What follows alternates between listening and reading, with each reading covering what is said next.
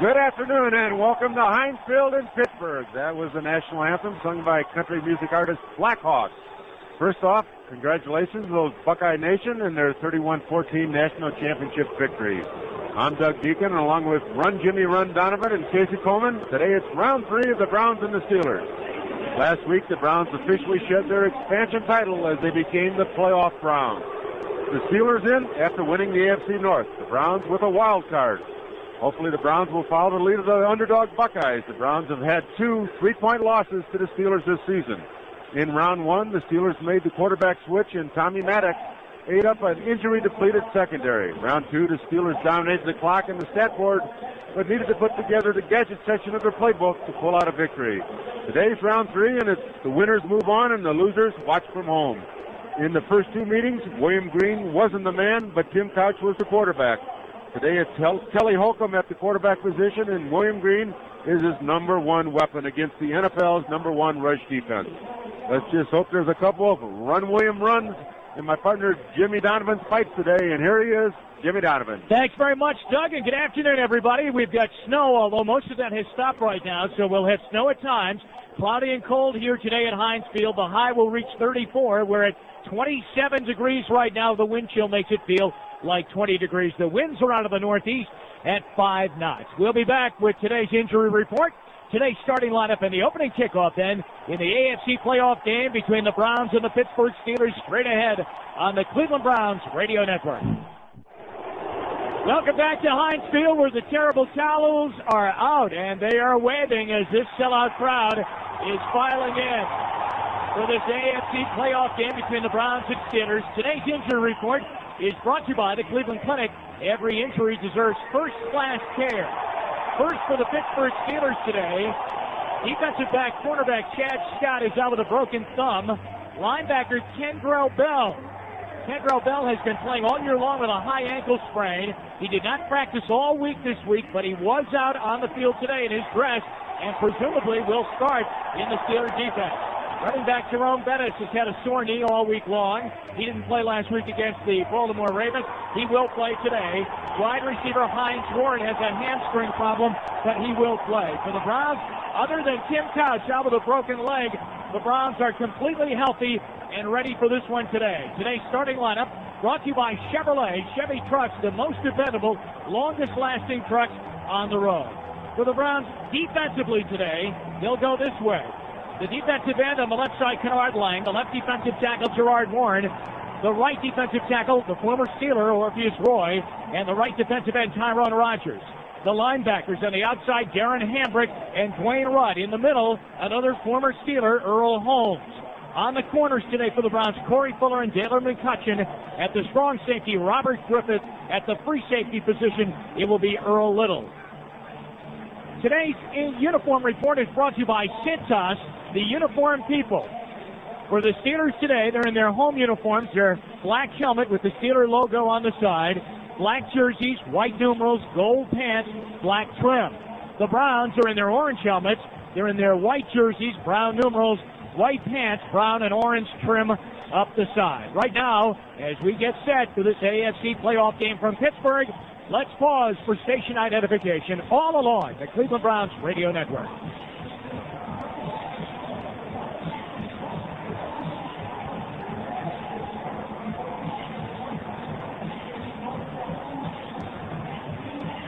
And we're back at Heinz Field, where, Doug, this field looks a lot better than it did 2 hours ago when it was completely snow-covered. The snow has stopped. There's a lingering effect of some snow on the field, but not nearly what it was at about 11 o'clock. But it's a field where the footing is going to be a factor. They put some sand down trying to firm it up, but when you turn the heating elements on underneath, it softens it up, and staying on your feet is going to be the key for the defense today. You don't want to allow any big plays because you slip down. So I noticed in particular, the Browns defensive backs were out very early this morning, testing their cleats to see what kind of cleat they wanted to give them the best traction out on this field today. Now, this field just simply has had too much football played on it this year. The Steelers play all of their home games here. The University of Pittsburgh plays all of their home games here. Plus, they had 6 high school state championship games on this field, so it is really worn out. Okay, Doug, the other big factor, Kelly Holcomb, as he gets set for start.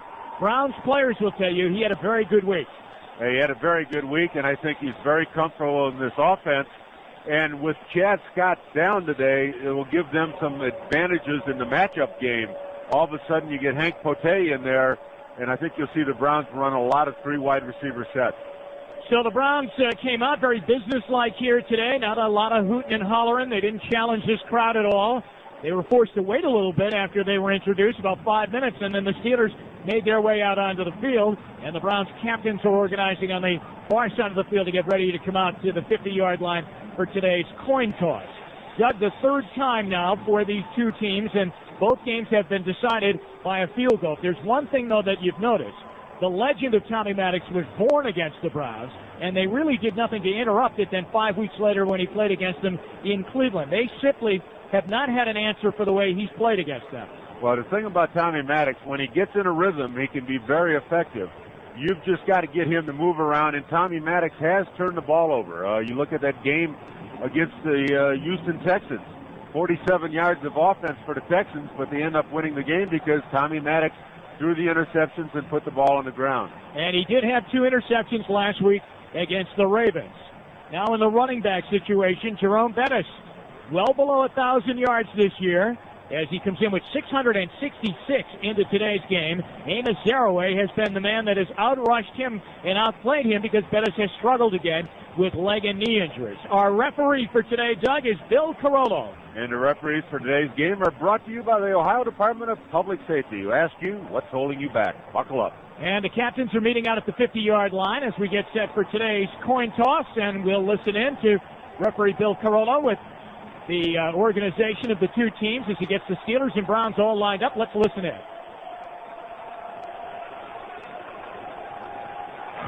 Cleveland, you're the victory team. Who's going to make the call?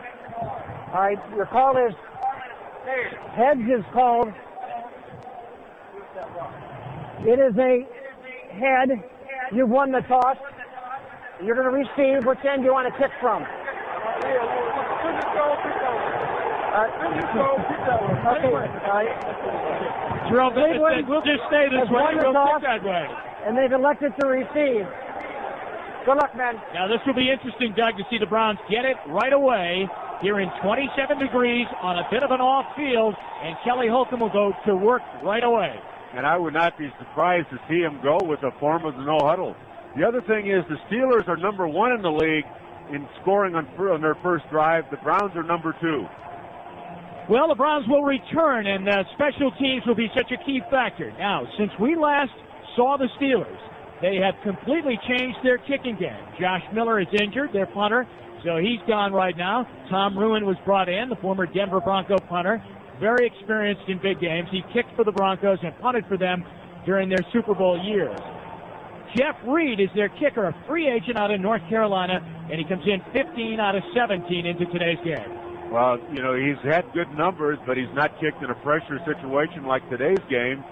And, you know, ironic that you would have 2 kickers on IR, both needing surgery, but that's the way the game is. And I saw our IR players come over today, Tim Couch, Courtney Brown, and Jameer Miller. Wouldn't you like to have them? Yes, you would. That's amazing when you consider that the Browns are in the playoffs, and their 2 number 1 overall picks in the drafts of 99 and in 2000, Tim Couch and Courtney Brown, are both on IR. So Reed has the ball up on the tee at the 30-yard line.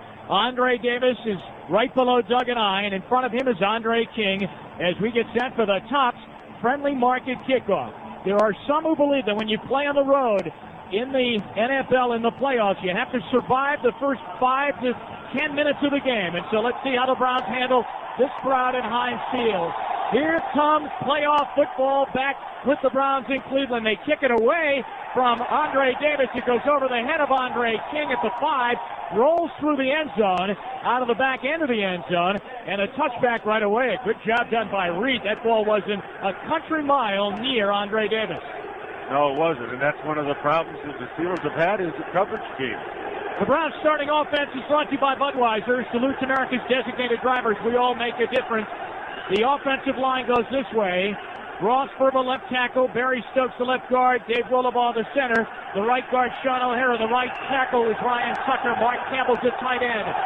Steve Hyden's the H-back. William Green's the running back. Browns go 3 receivers left, 1 right, 1 back in the backfield is Green from their own 20-yard line. Holcomb goes down the line of scrimmage, right to left, points left, underneath center, takes the snap, drops the throw, got a bad pocket, now dumps it off. William Green makes the catch at the 20, and he cut left and got wrapped up by Jay Townsend at the 21-yard line.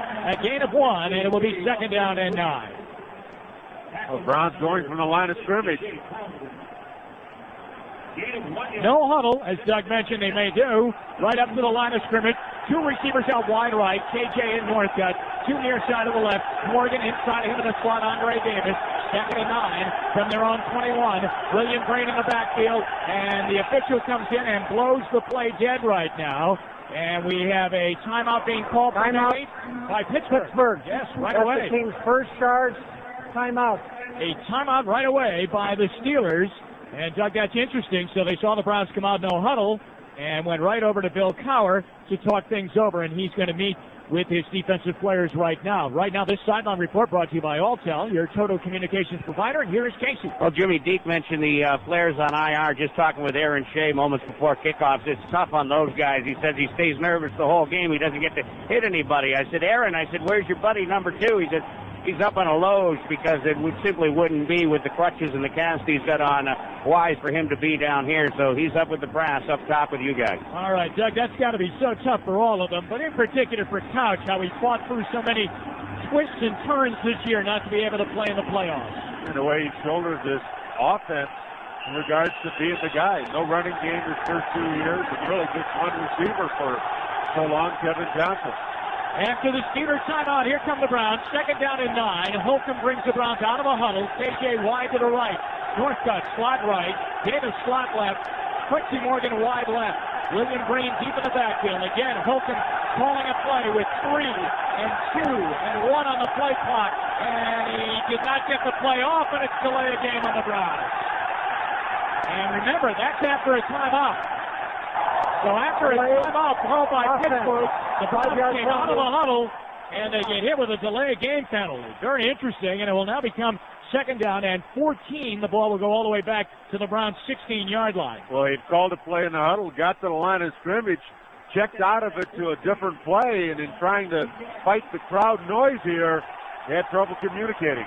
All right, they'll try it again. This time it's Northcutt going out wide right, and KJ in the slot to the right. Same alignment, near side to the left, Morgan and Davis, and William Green in the backfield. 2nd down, 14 from their 16. Holcomb back to pass, looking right sideline, throwing it out there for KJ, and he dives and makes the catch out over the 35 to the 37-yard line and goes sliding into the Browns bench.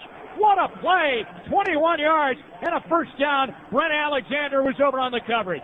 Well, great protection for Kelly Holcomb in the pocket. Steelers brought a blitz, but fingertip catch by Kevin Johnson. I don't know if he got the 2nd foot down in time. And they are going to challenge it now as the Browns come out and try to get the play run off quickly. And the Steelers throw the red flag out onto the field, and they're going to challenge on the catch made by KJ. So well, the question will be, did he get one knee down before? I mean, you don't have to get both feet down if you get one knee down. All right, well, Bill Cowher is over there talking with Bill Carollo, our referee. And here's the call. Is challenging the ruling on the field that it was a catch. We'll review the play. Doug, it was a beautiful throw by Holcomb, who laid the ball out there in a spot, and then KJ ran towards the ball, and now we're getting our 2nd replay look at it right now. KJ had it. Knee down. Knee down. Knee down. It should be a catch. Okay. We're going to go with you. If he has control. And it looks well, that could be the other part of the equation. Did he have control when he went into the sideline? Right now, let's go down to the Browns sideline, brought to you by Alltel, and here's Casey. Guys, as we saw in the 2 games yesterday, getting out to an early lead, especially on a field where conditions are only going to worsen as the day goes on, is very important. But Bill Cowher now leaves himself with one challenge for the entire ball game, and I don't know if a completion in the opening moments is worth throwing that red flag, because he's only got one more throw left in the entire afternoon. Now, if you remember a couple of years ago when the Browns ended up playing the Steelers at Brown Stadium, and I believe the Browns ended up winning that game, Bill was very frivolous with his timeouts and his replay challenges. and didn't have any timeouts, remember, at the end of the game, and that's when they couldn't get the field goal team out on the field, and the Browns ended up beating them at Brown Stadium. The replay booth is right directly next to us, and everybody's looking at us, and I thought they were looking at this nice scarf that I had on, but actually they're looking into the replay booth as they take a look on the KJ catch. So you think it's two issues, Doug, whether or not he had the feet in. Well, first off, he did have the knee down, but did he have possession or control when the knee hit the ground is what they're going to look at. And there's not been a real conclusive angle. He had the ball basically by the end of it, came loose, then he secured it. I think you got to call it a catch. Oh, no, wait. The ball, we got another angle. The ball was bounced off the ground. So I would also say that this is a developing story. Yes, it is. Look at this thing.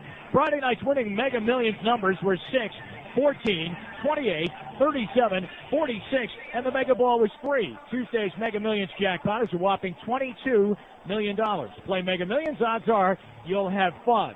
Bill Carollo still looking into the replay booth. He's got the headsets on as he communicates with the NFL replay booth off to our right, and they're taking a look at it right now, and he's actually getting an interpretation over there on the sideline as he continues discussion. If the play stands, it's a 21-yard gain and a first down for the Browns out at their own 37-yard line. If it does not stand and it's an incomplete pass, it would be 3rd down and 16 coming up for the Browns, or 3rd and 14 rather, from their 16-yard line. Okay, he has control, his knee hits, then the ball bounces against the ground, but now you see he does have a hand wrapped underneath it. Is there enough evidence to overturn the call, I think? And, of course, that was the situation last week that a couple of times went in the Browns' favor in that final game against Atlanta. Now we are going to have a decision. He has seen enough and is marching back out towards the Browns sideline and out onto the field, still talking it over with the rest of his officiating crew, and soon he'll give us the call on the play. Here it is. After reviewing the play, it's to determine the receiver's knee got down inbounds. However, the ball was loose when it hit the ground. Therefore, it's an incomplete pass. Incomplete pass. 3rd down on the 16-yard line. Pittsburgh is not charged with a timeout. Please reset the game clock to 14:23. 14:23 remaining in the first quarter. KJ's 21-yard spectacular catch is ruled incomplete. They say the ball hit the ground. His knee was down, but the ball scraped off the ground. Now it's 3rd down and 14 for the Browns at their 16-yard line. KJ wide to the right. Andre Davis inside of him in a slot. Quincy Morgan wide left. 2 backs with Holcomb in the backfield. Jamel White. And he's got a tight end back there with him too. It's Mark Campbell.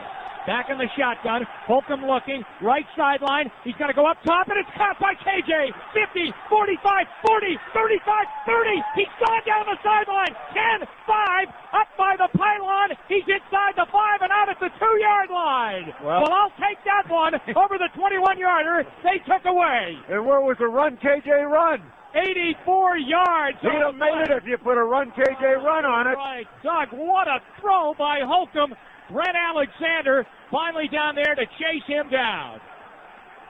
Well, you got a one-on-one matchup. We said the 3 wide receivers work to their advantage.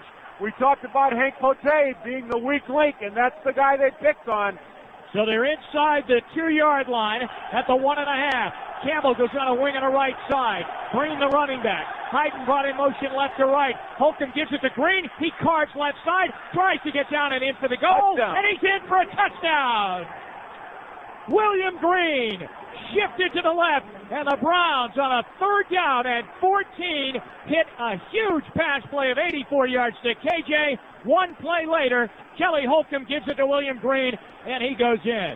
Another successful drive by the Browns means 1-800-SAFE-AUTO. Donates another $100 to the Browns Foundation. Play it safe with Safe Auto, and you too can be a successful driver. I'm not sure if they couldn't challenge this one too, because William Green looks like his knee hits the ground before the ball is even stretched across. Bill Dawson in for the extra point. Gardocki to hold. Keel to snap. Snap is back. Ball is down. The kick is up, and the kick is good. 13:44 left to go in the first quarter here at Heinz Field. The Browns go 80 yards in 5 plays. It took 116. And the score, the Browns 7, the Steelers nothing on the Cleveland Browns Radio Network. It's a 7-0 lead set up on a huge pass play. Kelly Holcomb to Kevin Johnson of 83 yards down to the 1-yard line. And Doug, that's a great start. 7-0 the Browns lead. A great start, and Kevin Johnson's longest reception as a pro is previous high 79 against the Steelers in 2000. Time for the Tops Friendly Market kickoff here at Heinz Field. 13:44 to go in the first quarter, and the Browns from 2 mini huddles kick it away. And it goes now to Antoine Randall at his 10, 15, up the middle, 20, 25, and Brant Boyer stiff arms him and knocks him down. Put a hand right at his chest and knocks him down short of the 30-yard line at the 29. That's an 18-yard kickoff return. You can paint the town brown with the official Browns Visa card. It offers a low introductory APR, no annual fee. Call 1-800-GET-MBNA to request your card. Conditions and restrictions apply. Now it gets interesting on the Browns' defensive side. Well, we see zero away from the get-go, though. Tommy Maddox is in at quarterback. He gets the start here today, taking over in September from Cordell Stewart in a game deep in the fourth quarter against the Browns. Zeroaway is the running back. The fullback Kreider offset to the right side. They bring a wide receiver, Hines Ward, off motion, left to right. Toss sweep coming now to Zeroaway. He cuts back over the 30. Robert Griffith comes up and hits him up over the 30-yard line. They'll knock him down at the 33. Got help from big money Gerard Warren on the play. Gain of 4, and it will be 2nd down and 6 for the Steelers at their own 33. Well, I think the use of Zeroaway tells you about the health of Bettis. I think Cowher learned his lesson last year in the playoffs against New England when he ran an unhealthy Jerome Bettis and just really took the game away from the Steelers offense. Zeroaway deep in the backfield, 2nd down and 7 call it now. They take a yard away from Zeroaway. They bring 2 men at tight end in motion, left to right. Maddox gives it, Zeroaway cuts it, Robert Griffith filled the hole, and they'll stop him short of the 35-yard line. As now they'll puck the ball right near the 35. Earl Holmes and Griffith in on the tackle. Gain of 3 on the play. 3rd down and 4 for the Steelers. All-Cal sideline report. Here's Casey. Steelers scored 9 touchdowns on their first possession this year, and they're 8-1-1 when they score first, but just 2-4 when the opposition scores first. Let's hope it holds true. From the 35, they need 4 yards. They need to get to their 39. Plexico Boris far side, wide to the left. 2 receivers inside of him. They have Hines Ward near side of the right. Out of the shotgun, Maddox now brings a man in motion. Antoine Randall got a back flanking him on the right side. 3rd down and 4. He gets hit by Kennard Lang. He sacked him. Back at the 25-yard line, and the Browns defense gets it done beautifully. A 3-and-out on their first stand on the field, and the Steelers will punt. Nice inside power rush by Kennard Lang. Working there inside as a defensive tackle. A lot of quickness up front for the Browns front 4. Tyron Rogers helped him out on the sack. A loss of 9. Back to the 25-yard line. Tom Ruin is in the punt. Stands back at his 10. Dennis Northcutt in front of Doug and I at his 30. Browns lead 7-0. On the snap, Ruin gets it off. Mark Campbell almost got a hand on that. Short punt. Northcutt fields it. He's at his own 40. Up the right sideline, 45. And he's out to the 50-yard line and goes running into the Browns bench there. He's chased out of bounds on the play by Mike Jones and Chris Fuamatu Ma'afala. On the punt, 35 yards. 10-yard return. Timeout. 11:47 to go in the first quarter. The Browns 7, the Steelers nothing on the Cleveland Browns Radio Network. Second possession for them. Frank Ryan to Paul Warfield was the longest postseason pass play, 75 yards, 1966 in Dallas, before Kelly Holcomb to Kevin Johnson for 83 yards on the Browns' first touchdown drive. Second possession, 2 receivers left. 2 to the right. William Green in the backfield. Crowd roaring at Heinz Field. Browns on a short field from the 50. Steelers jumped off on the right side. Holcomb throws, and he's got a man open, and Morgan had to go off his fingertips at the 40-yard line. But from the left side of the Steeler defense, they jumped. Jason Gilden may have come across too quickly. Here's the call. It is offside against Pittsburgh. Yes, it is. Offside. Defense. Number 92. 5-yard penalty. Replay, first down. So Gilden jumps off. I'd like to see Morgan start catching the ball, Doug. Well, he was a little geeked up last week. Browns come with the no huddle again. So it's now first down and 5 for the Browns at the 45-yard line of Pittsburgh. 3 receivers to the right. One of them is William Green on a wing. 2 receivers left, an empty backfield, and then they hand the ball to Green. He spins out of a tackle. He's going to get hit by Deshae Townsend deep in the backfield, and he'll fight to lose a yard back to the 46. So they tried to run a little counter there, Doug, and give the ball to William Green. He was lined up wide on a wing. Yeah, they got caught with the blitz. Townsend came crashing down. He was lined up off the right side. I mean, he almost took the handoff. One receiver out wide to the right, no huddle again. Three receivers to the left. William Green in the backfield. They give it to Green. He's got a hole on the right side, and he spins it down to the 41-yard line of Pittsburgh, and he's up near a first down, brought down by Jason Gilden. Gilden makes the stop on the play. Casey gave the numbers about opening drives. The key number for the Steelers, though, is they're 1-5-1 when they've been in the negative in the giveaway takeaway. Browns thought it might be close enough to get a measurement, but right now they line up, and I think the referee finally agrees with them. Let's measure this and be correct. The stadium PA announcer announced, let's go 3rd down and 1, but I'll tell you what, we're going to measure. It doesn't take too much time. You bring the sticks across and everyone's accurate on it. He is very close to it at the Pittsburgh 41-yard line. And on the measurement now, they stretch it out and find that he is going to be just shy, about 6 inches shy, and it will be 3rd down and less than 1 now coming up for the Browns. Well, one of the things the no huddle has done is it's kept Casey Hampton off the field. Here he comes now. Yeah, now he comes back in, but when you go to 3 wide receivers, they go to their nickel package and he comes out. 3rd down and less than 1. Browns are out of the huddle. Morgan goes out wide to the right. Near side to the left, it's KJ. 2 tight ends, one of them hiding on a wing. He comes in motion. Campbell is down tight left. Green in the backfield. 3rd down, less than 1, and William Green lost yardage as they came shooting through, and Kendrell Bell got him back at the 45-yard line. 3rd down at 6 inches, and the Browns lose 4 yards on the 3rd down play. Well, they tried to stack the right side. I think it was designed to go off tackle. Steelers came with some penetration. Bell got in there. Too many defenders for the number of blockers. 4th down now and 3 for the Browns. Gardocki stands on his half of the field at the 41. The snap is a little low. He pulls it up. Antoine Randall calls for a fair catch immediately. Inside is Ken, back near his 6-yard line, and he makes the catch there.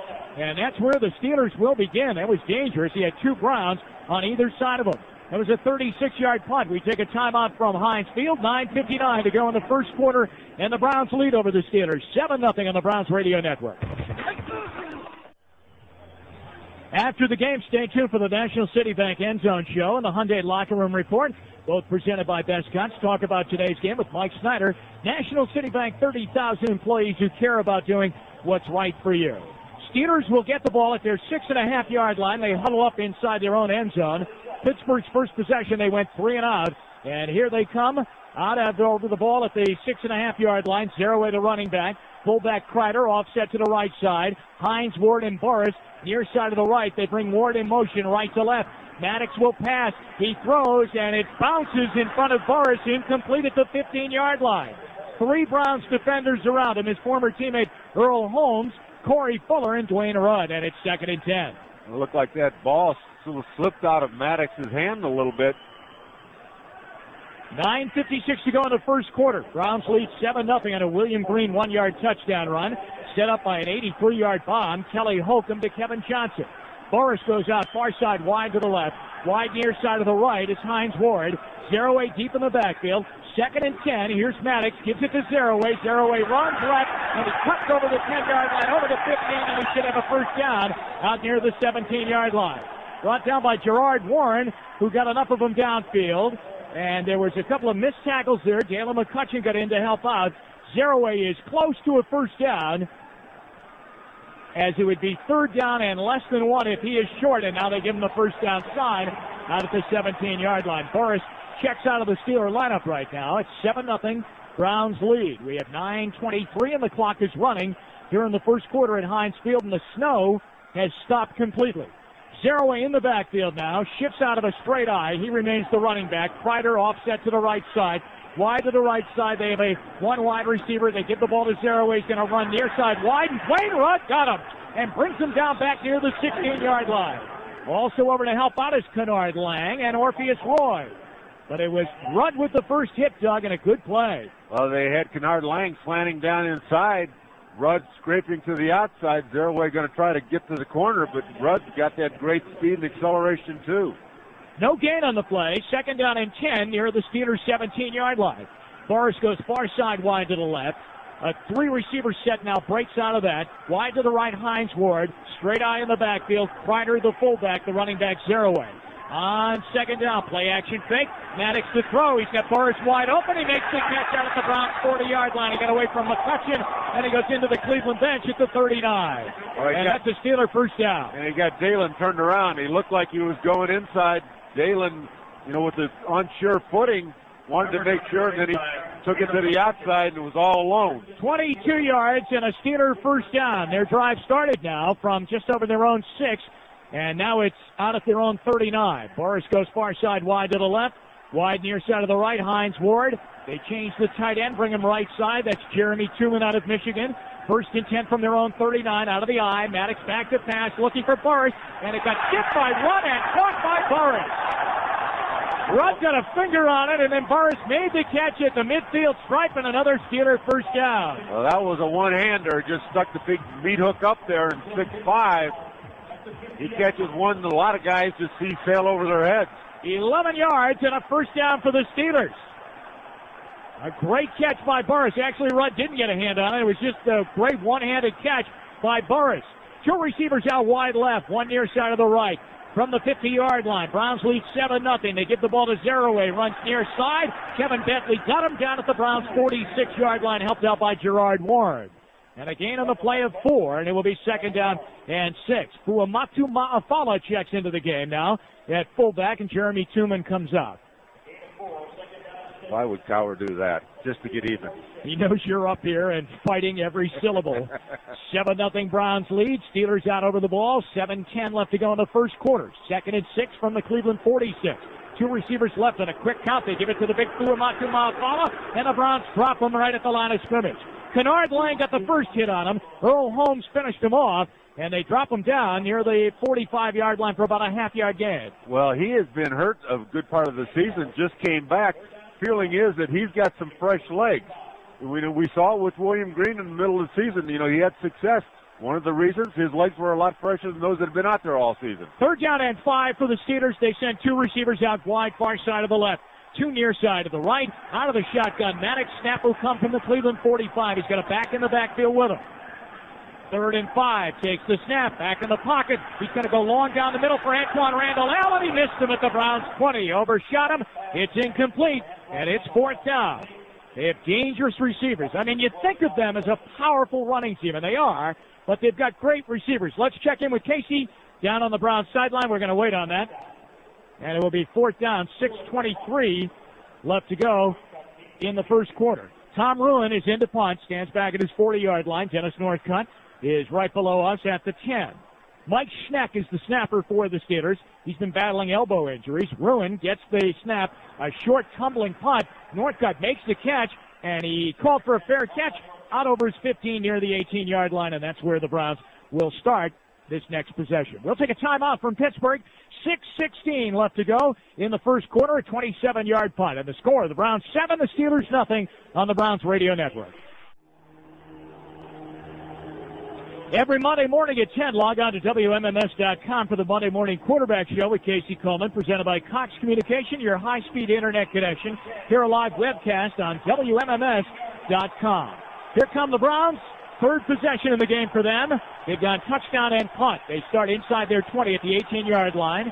Shift into an I. Hide in the H-back in front of William Green, the running back. Morgan left. KJ to the right. Holcomb underneath center. Takes the snap. Back in the pocket. He has a good pocket. Dumps it underneath. William Green catches. 20. Back outside. Dipsy-doo out to the 25. Nice play.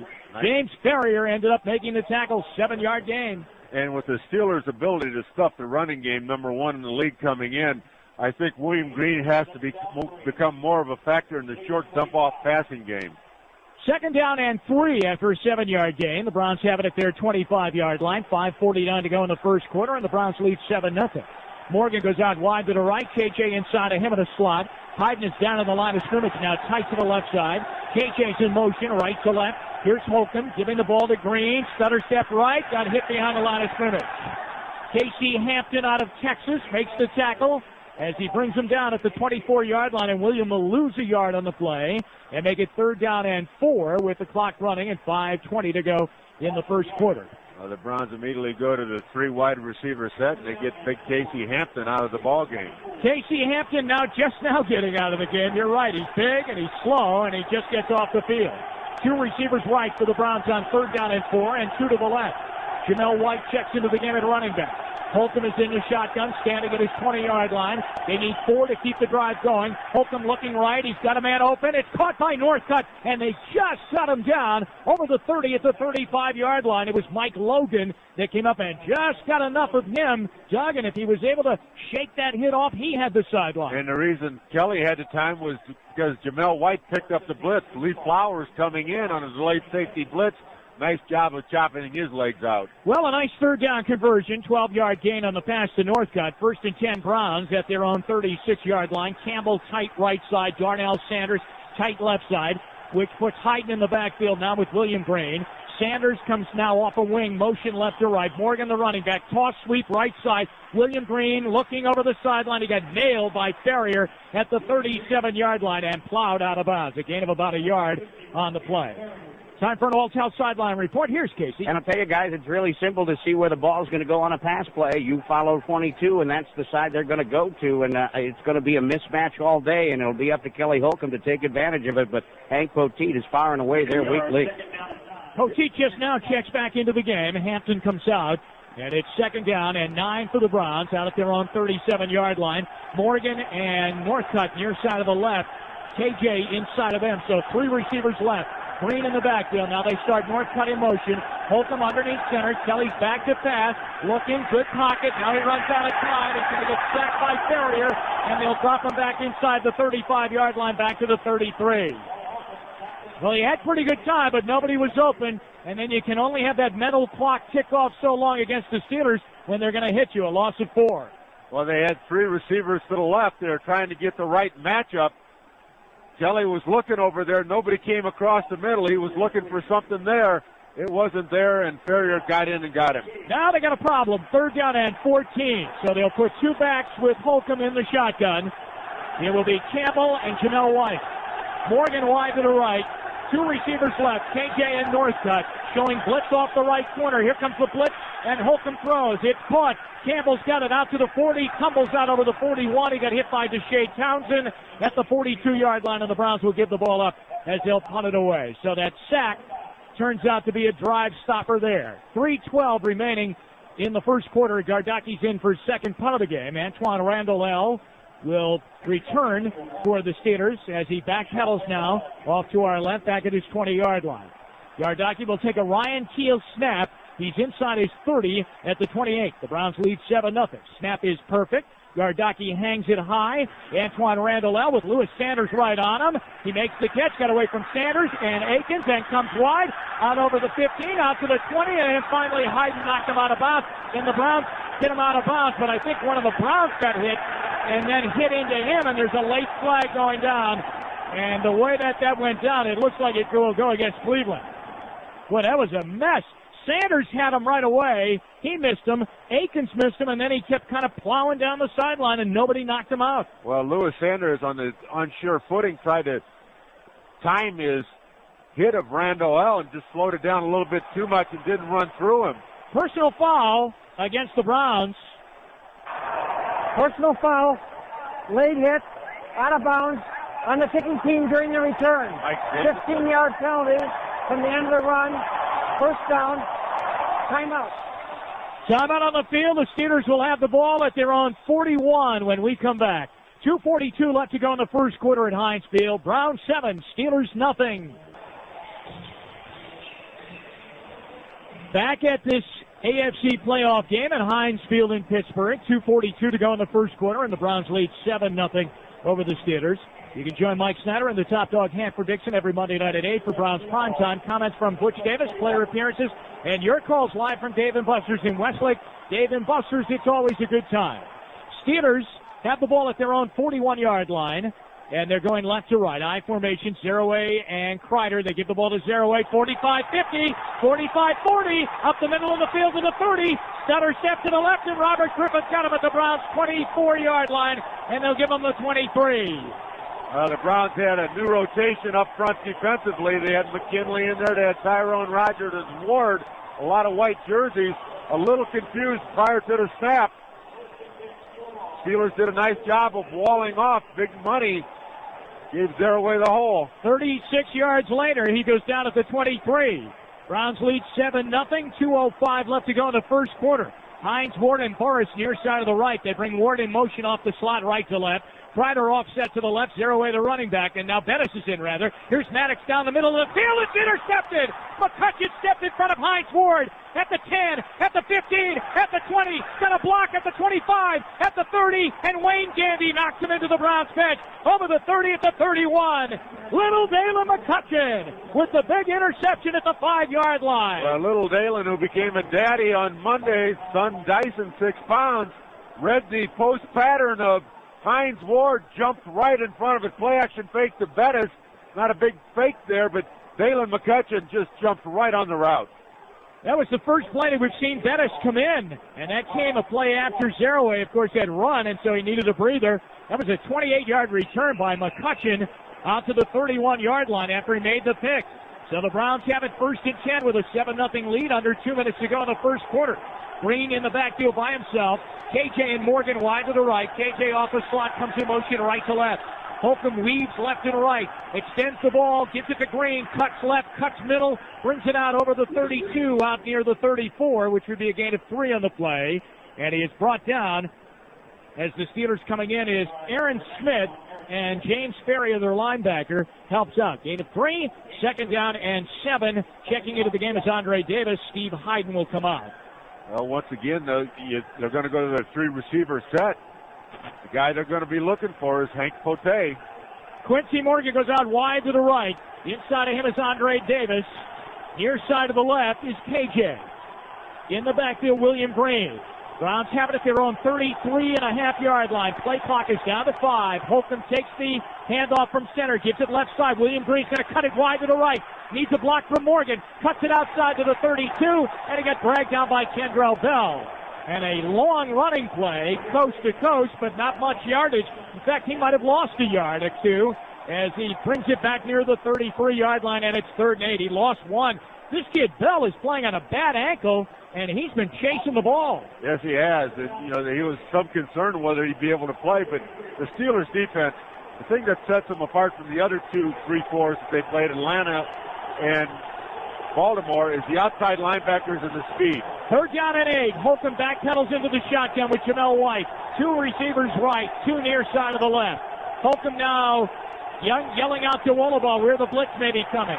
And he tries to take the snap, and it was too long. He gets hit and brought down by Aaron Smith. But the play is dead as it's going to be the 2nd delay of game call on the Browns here in the first quarter with 11 seconds remaining. And now it would be 3rd down and 13. Delay game, offense, 5-yard penalty, 3rd down. On that last 3-receiver set on the play by William Green where he ran across the field, the Steelers matched up, though, with a 3-4. They countered, and instead of going to the nickel package, they played it with a 3-4 defense. 3rd down and 13. Holcomb's not going to take a snap as they start the game clock, and the first quarter will come to an end. And the Browns will have it 3rd down and 13 when the second quarter begins. And that's the end of the first quarter at Heinz Field in Pittsburgh. And the Browns lead in this playoff game over the Steelers 7-0. A timeout on the Cleveland Browns radio network. Egan and Casey Coleman, and it's a light flurry situation coming down here at Heinz Field now. The snow has picked up again. And we go to the second quarter. 7-0 the Browns lead over the Steelers on a 1-yard touchdown run by William Green, set up by an 83-yard pass on a 3rd down and 14 from Kelly Holcomb to Kevin Johnson. Galen McCutcheon had a big interception right at the end of the first quarter defensively that gave the Browns the ball, but now they have it from their own 28. 3rd down and 13. Mark Campbell is in the backfield along with Jamel White. They're in the shotgun with Holcomb. 2 receivers out wide left, 1 near side of the right. Holcomb backpedals into the shotgun. Steelers creep up on the line of scrimmage. Hank Poteet is coming up there. Play clock is down to 3. Rollerball snaps it back. 3rd down and 13. Holcomb flush. Throws underneath. Andre Davis had it deflect in the air. Incomplete at the 30-yard line. Deshae Townsend was on the coverage. The game summary was brought to you by your neighborhood Sherwin-Williams store. They have everything you need for your next home decorating project. So ask how, ask now, ask Sherwin-Williams. 3rd punt of the game coming up for Chris Gardocki. Well, after the Browns drove so well on their first drive, they've been quiet now. And back deep is Antoine Randall back at his 26. Gardocki is inside his 50. Snap is low. He gets the punt off. Just got it away. And it is caught by Randall, and he fumbled it, and the Browns jump on the ball. They've got it inside the 35-yard line. No official signal yet. But the Browns are wrestling for the ball. They were right on top of it. It is Cleveland ball.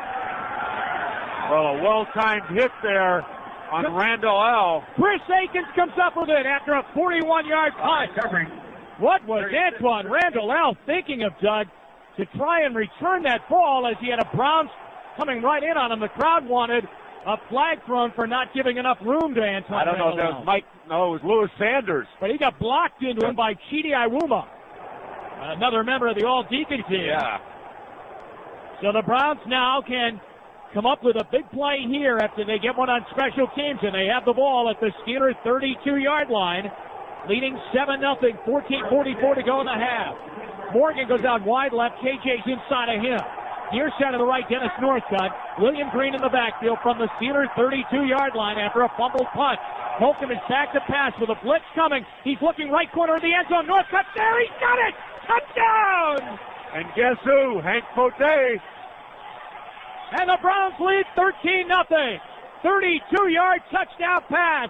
Beautifully thrown by Holcomb, laying it in there for Northcutt. Nice touch of the ball. Just a go route. Northcutt with the little burst, accelerating by Hank Pote. The last time they used him as a blitzer, this time they brought the safety blitz with Lee Flowers, and that left Hank Pote all by himself. It took one play, 6 seconds after the turnover. And that successful drive by the Browns means 1-800-SAFE-AUTO donates another $100 to the Browns Foundation. Play it safe with Safe Auto, and you too can be a successful driver. Extra point time. Keel snaps it back. The ball is down. The kick is up, and the kick is good. 14:38 left to go in the first half here from Heinz Field. And a timeout in this AFC playoff matchup. The Browns 14, Steelers nothing on the Browns Radio Network.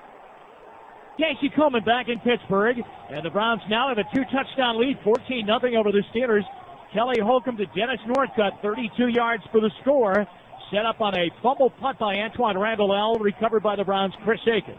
Now the Browns have two sets of coverage men. They have a pack on the left and a pack on the right, as it's Hank Pote and Randall L. Back deep, line drive kick by Dawson on the Topps friendly market kickoff. Juggle by Randall L. Picks it up at the 15, 20. Akins got him, and Chris rips him down at the 25-yard line. And he may have got it by the face mask. Cedric Scott was down there too, 14 yards. And now we have Antoine Randall L. injured as one of the Browns players, Michael Jamison, waves out to the Steeler training staff to come on out there and attend to him. 14-0 here at Heinz Field. The Browns lead. 14:33 left to go in the half. And there is a flag on the Browns, and they're going to mark it off, and it's a big one, too. Foul. Face mask. Two big penalties now on special teams. 15-yard penalty. First down. I mean, first it was Jamison, and now this one, I believe, went to Akins. Well, two big penalties on special teams, but also two big turnovers by the Steelers. It moves the ball out to the 39-yard line. The Browns have 4 penalties now in the game and in the first half. 4 for 40 yards. Here come the Steelers out. Zeraway will be their running back. Kreider, the fullback, shifted on the offset eye to the right side. Tooman, the tight end, goes on a wing in motion left to right. Ward to the right. Forrest to the left. Play action rollout by Maddox. He's looking left, getting a rush. Throws down the field, and it is caught by Hines Ward. Ward made the catch, and Corey Fuller almost got in there to knock the ball away. It's inside Browns territory, up near the 48-yard line. That's where they say he stepped out on a first down, 13-yard pickup. And Orpheus Roy laid out Tommy Maddox after he delivered that football. Maddox very slow to get back into the Steeler huddle.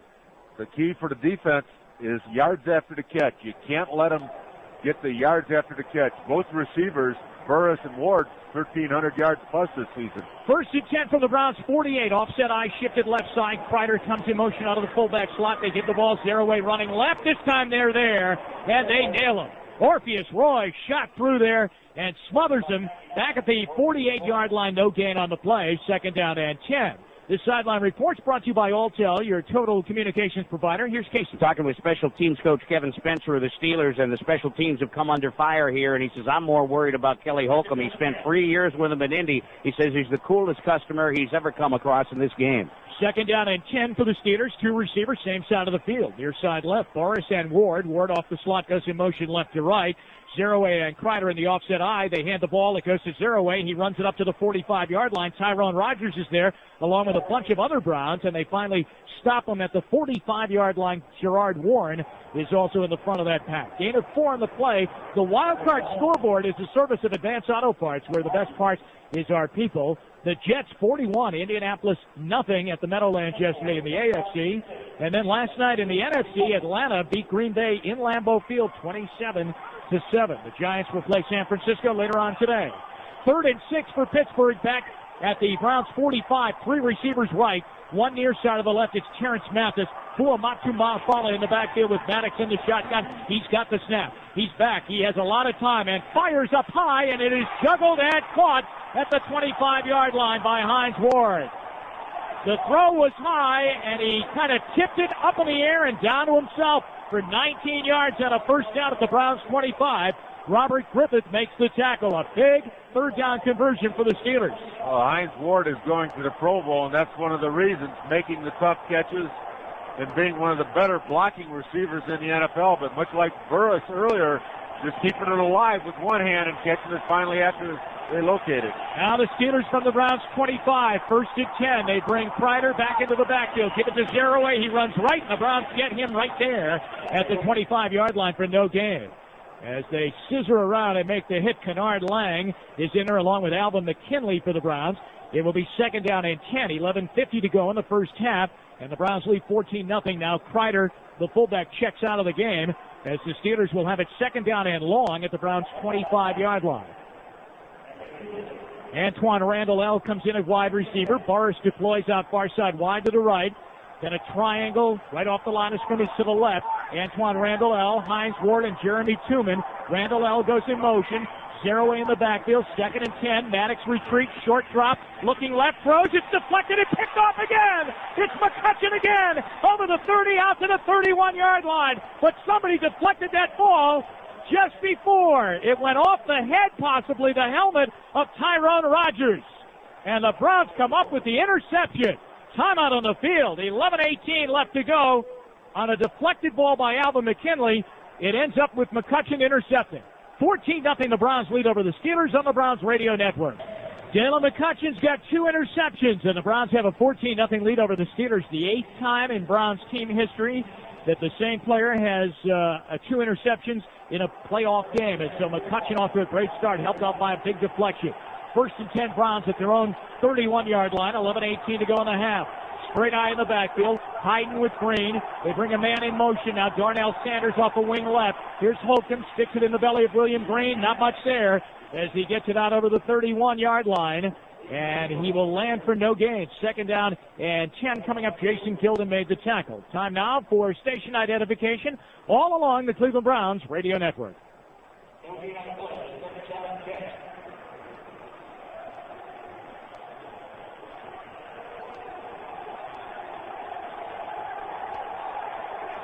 Second down and 10 for the Browns from their own 31. 2 receivers far wide to the left, 1 near side of the right. 1 back in the backfield, William Green. Here's Holcomb giving to Green, running near side, trying to cut it outside, runs right into Jason Gilden back at the 30-yard line, and he's knocked down there. He'll lose a yard, and it will be 3rd down and 11 for the Browns with 10.5 to go in the first half. So Jamel White checks in. Dennis Northcutt checks in. And we remind you, Browns fans, to log on to the game day section at clevelandbrowns.com to shower the Browns with questions for your chance to win a Moen Revolution shower head, plus a Cleveland Browns gift pack. This week, 10 winners will have their questions answered by Corey Fuller. So log on right now at browns.com and check out the game day section to win. 3rd down. On 3rd down today, the Browns are 2 out of 5. 3rd down and close to 11. 2 receivers near side of the right. 2 out wide left. Play clock down to 2. Out of the shotgun. Holcomb now pulls the ball down. Now look. Now fires up high. He had KJ open at the 45, but it sails over his head into the Steeler bench, incomplete. And the snow has picked up a little bit more now as Gardocki trots onto the field to punt. Well, that time they had Hank Pote, in case you're wondering where he was, on the slot guy on the left side, but they used him as a blitzer. I think they know he's a liability in the coverage game. Gardocki into punt. Fourth punt of the game for him. Antoine Randall is back at his 29. Gardocki hammers this one. It's low and returnable and short, and it's low and picked up by Antoine Randall. He's got the right sideline open, 45-50. Gardocki's the man to beat, and he didn't get him. Down the sideline, 20, 15, 10, 5, touchdown. And boy, did he make up for the fumbled punt. He gave and he took. Just got the corner there. Steelers did a good job of jamming everybody up over on the Browns' right side, and he got the corner, and there was nobody but Gardocki. He took the ball from a standing start, had to reach down and pick it up, and raced down the sideline. And as Doug mentioned, there wasn't anyone there except for Gardocki. It goes 64 yards for a touchdown, and now the Steelers are back in it. It's 14-6. Here's the extra point. Jeff Reed to kick it. Mike Schneck will snap it. 9:35 to go in the half here in Pittsburgh. Snap goes back in the extra point. Reed's kick is up, and the kick is good. We take a timeout from Heinz Field as Antoine Randall gets the Steelers back into it with a 64-yard punt return for a touchdown. Browns 14, Steelers 7 on the Browns Radio Network. 9 minutes and 35 seconds remaining in the first half, and now they're awake at Heinz Field. The Browns had them in a playoff slumber, ahead 14-0, and the Steelers were turning the ball over. And Antoine Randall fielded a punt and took it 64 yards for a touchdown, and the rookie from Indiana has livened this place up and gotten Pittsburgh back into the game. It's 14-7, the Browns lead. Jeff Reed on the Topps Friendly Market kickoff will kick it away to either Andre King or Andre Davis. Reed into the ball, line drive, and it hits up front. Grabbed by one of the Browns up men, Mark Campbell over his 30, 35 out near the 40-yard line. And the Browns will take that great field position. I don't know if Reed mishit that or what, but that sounded like a thud going off his foot. Campbell took it on a nice one hop and ran it about 10 or 11 yards out to the 40, brought down by Clark Haggis. The Browns are really struggling running the ball. Yes, they are. And if you're wondering what's wrong with William Green, it's not William Green. There's no holes up front. Not knocking a lot of people on the Steelers side of the ball off the ball. And that quick, active linebacking group is just there to make the play. 10 carries for William Green, 4 yards. 149 yards of offense for the Browns, 145 coming through the air. Kevin Johnson goes out far side wide to the left. Near side wide right, Quincy Morgan. In the backfield, William Green set up by himself. The Browns have a wingman on the left side. From their own 40-yard line, KJ brought in motion. Holcomb underneath center, play action fake. Looking, throws, almost intercepted by Kendrell Bell. The pass was intended for Mark Campbell at the 45. Kelly threw it a little bit late, and Bell through there and almost picked it off. Incomplete. Play action fake. Kelly had his back turned, went to deliver it to Mark Campbell, and as he did, Bell jumped him out of the backfield and almost, as you said, got an interception, but was able to knock it away. Second down and 10. Now the Browns hearing it from the Heinz Field crowd. Two receivers out wide, far side left. Morgan by himself to the right. KJ and Davis to the left. Green is in the backfield by himself. They have a wingman on the left side. Holcomb back to pass. Looking and fires for Morgan. He's got it at the Steeler 45. He juggled it up on his shoulder pad, but pulled it down. And he'll have a first down at the Steeler 45. Deshae Townsend made the tackle 15 yards downfield. And Jamie Ferrier came in and leveled Kelly Holcomb as he's delivering that football. Good job of getting rid of it with some accuracy because he got nailed. Now remember, behind Holcomb, it's Josh Booty. And the emergency quarterback today is Kevin Thompson, signed this week. First and 10 Browns at the Steeler 45. The Browns lead 14-7. Two receivers wide left, KJ and Davis. Morgan by himself to the right. Green in the backfield. Green gets the ball. There are two Steelers there, and Joey Porter drops him back at the 50-yard line for a 5-yard loss. Time for an all-tail sideline report. Here's Casey. And that was a shot Kelly Holcomb took, but he bounced right back up. I gotta wonder why the Browns aren't going back to the 2-minute offense. It really seemed to keep the Steelers off balance. And also our buddy, number 22, Hank Poteet, hasn't been on the field yet in this series. They got to go to 3 wides to get him out on the field. 8:15 to go in the half. Second down and 15 for the Browns back at the 50-yard line. Holcomb has the Browns up. Play clock is down at 8. Davis near side of the right. Morgan and KJ to the left. Campbell brought in motion into the backfield with Green. Here's Holcomb, rolls the pocket left, fires down the middle. KJ's open. He's got it at the Steelers' 36-yard line, just a couple of yards shy of a first down. Dwayne Washington makes the tackle, 14 yards, and the Browns will have it now. Third down and a couple to get. Well, that time they went to 3 wides, and this time the Steelers countered with the 3-4, trying to utilize the speed of that linebacking core to fill the zones. Not able to get downfield quick enough for KJ found this little hole. Holcomb is 8 for 12 for 174 yards. The Browns have it 3rd and 1 at the Steelers' 36. They need to get just a little bit inside the 35. So Green is in the backfield. 2 tight ends on the left side. They've got Sanders on the right. Morgan, the only wide receiver. Holcomb underneath center. The Steelers show blitz. Holcomb gives it to William Green. Nothing on the left side. He'll lose yardage. Well, the Steelers almost jumped offside. Kendrell Bell made the tackle. And, Doug, they lost 4 on that play. That's twice now. They've come up 3rd down and 1 and lost a bundle. Well, twice now that they've really not been able to control the line of scrimmage. Tried to pull Sean O'Hara and getting over to pick up Kendrell Bell. Gardocki is in, takes the snap from his 45, hangs it high. Antoine Randall-L's going to let this one go. It's going to hit 2 yards, 3 yards deep in the end zone and come out of there on a touchback, and the Steelers will get it at their own 20. 6:38 to go in the first half of this playoff game in Pittsburgh, and the score, Browns 14, Steelers 7 on the Browns Radio Network.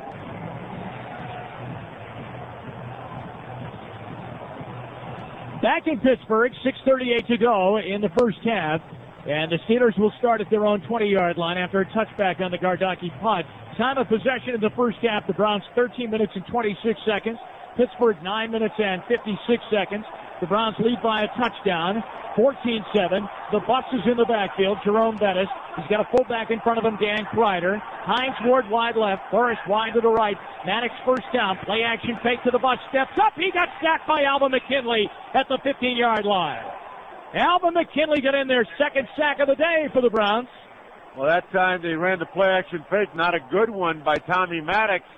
And Alvin McKinley just doing a nice job against Kendrell Simmons, keeping his hands off him and going right around him like he was a turnstile. So now the Browns have the Steelers in a second down and long. 2nd and 15 back at the Pittsburgh 15. Burris goes wide to the right. Hines Ward wide left. Jeremy Tooman is on a wing on the left side. He's the tight end. Kreider and Bettis in the backfield. 2nd and 15. Maddox to throw. Fires up high. Caught out at the 24-yard line by Hines Ward. They're going to give him the 25-yard line and a gain on the play of 10. Robert Griffith is in on the tackle. It's going to be 3rd down and 5 coming up for Pittsburgh at their own 25-yard line. The Browns bring in McCutcheon, Boyer, Sanders defensively. Well, Simmons has given up both sacks. That time, though, they lined McKinley up in the gap between him and the center, and he drew the double team. You got to go man for man on his head the rest of the afternoon. Steelers have only converted on 1 3rd down today. They have 3rd down and 5 from their 25. 3 receivers right, 1 left. Maddox in the gun with Zaraway back to pass. He's looking, he's flushed. Now he throws up high. It's tipped and almost intercepted again. Off the hands of Antoine Randall at the 33. It hung in the air, and Anthony Henry ran towards it at the 40-yard line. That's a big 3 and out there for the Browns defense. Kennard Lang had pressure on Maddox and flushed him. And the key is the Browns have been able to get pressure with their front 4 today. They've not had to utilize the blitz to get the heat on Tommy Maddox. Tom Ruin is in the punt. He's got his feet planted back at his 10-yard line. North cut off to our left at the 30 to return for the Browns. Ruin takes the snap, and he hammers it out there. Northcutt runs up, makes a fair catch, and the Browns will start with good field position just over their own 40-yard line near their 41. That's a 35-yard punt.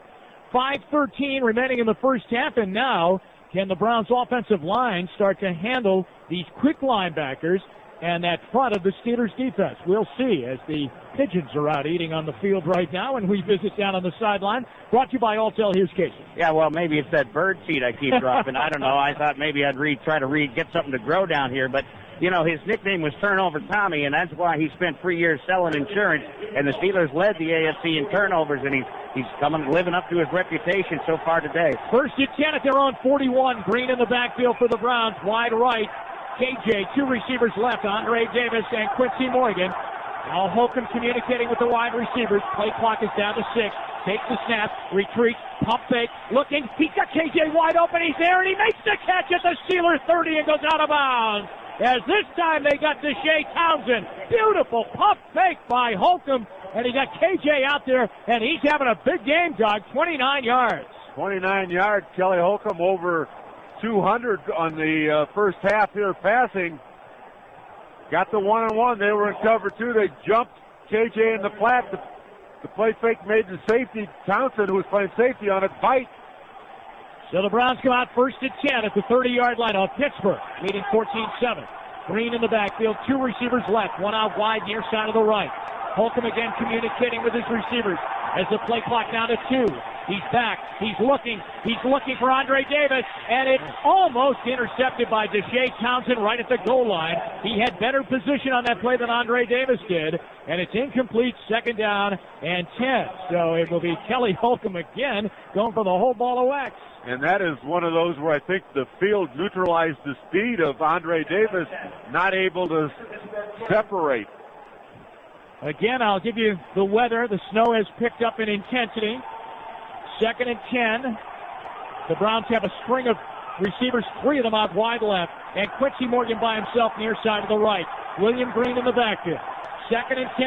On a draw, they give it to Green. He's got a hole this time. Cuts it left side and lands just inside the Steeler 25 near the 24.5-yard line where Joey Porter covers him up on the play. William comes up, and you can't even make out his number anymore. He's on the mud section of this field, which is almost the entire field. And he's got 6 yards on that play, and finally a little running room. Well, they spread him out. They got the linebackers out of the box, and that gave him a hole up the middle. 3rd down, a little bit more than 4.5 yards to get. Morgan goes out wide left, and Green is out as a wide receiver, and they have 3 receivers near side of the right. Northcutt comes in motion. Out of the shotgun, Holcomb's got the snap. Shovel pass goes to Northcutt, weaves his way through the middle. He's going to be up near the 20-yard line and up near a 1st down. He burrowed his head left side, kept moving the pile, and got it up near the 20, which is right at the 1st down marker. It is the Browns' 1st down. And a lot of power for a little man there by Dennis Northcutt. He's the little engine that could, Doug. Yeah. I think I can. Okay. But it was Lee Flowers who was playing piggyback ride on it, too. You've gone from run once to I think I can. An education I am getting. From the 20-yard line of the Steelers now. 3:20 left to go in the first half of the Browns lead 14-7. Running formation. Hyden offset in the I formation to the right. Here's Holcomb. Play action fake, though. He's pulling the ball down. He throws it out the right side up in the air. It's caught by Darnell Sanders after it was tipped, and he goes out of bounds at the 18-yard line. Well, Darnell did a nice job of locating the ball after Kendrell Bell tipped it up in the air. Bell couldn't find it. Sanders could. It was only a couple yard gain, but nothing down the field for Kelly Holcomb, and tried to make the sure throw underneath. Darnell Sanders with his first playoff catch. Gets 2 down to the Steeler 18. Now we're at 2:50 left to go in the first half. The Browns have all of their timeouts. They lead 14-7. In the backfield, 2 backs now, Jamel White and William Green. 2 receivers near side of the right. KK out wide. They bring him in motion. Morgan inside of him in a slot, and now the whistles come as the play is blown dead, and the Steelers are going to call a timeout. They'll have 1 left, Doug.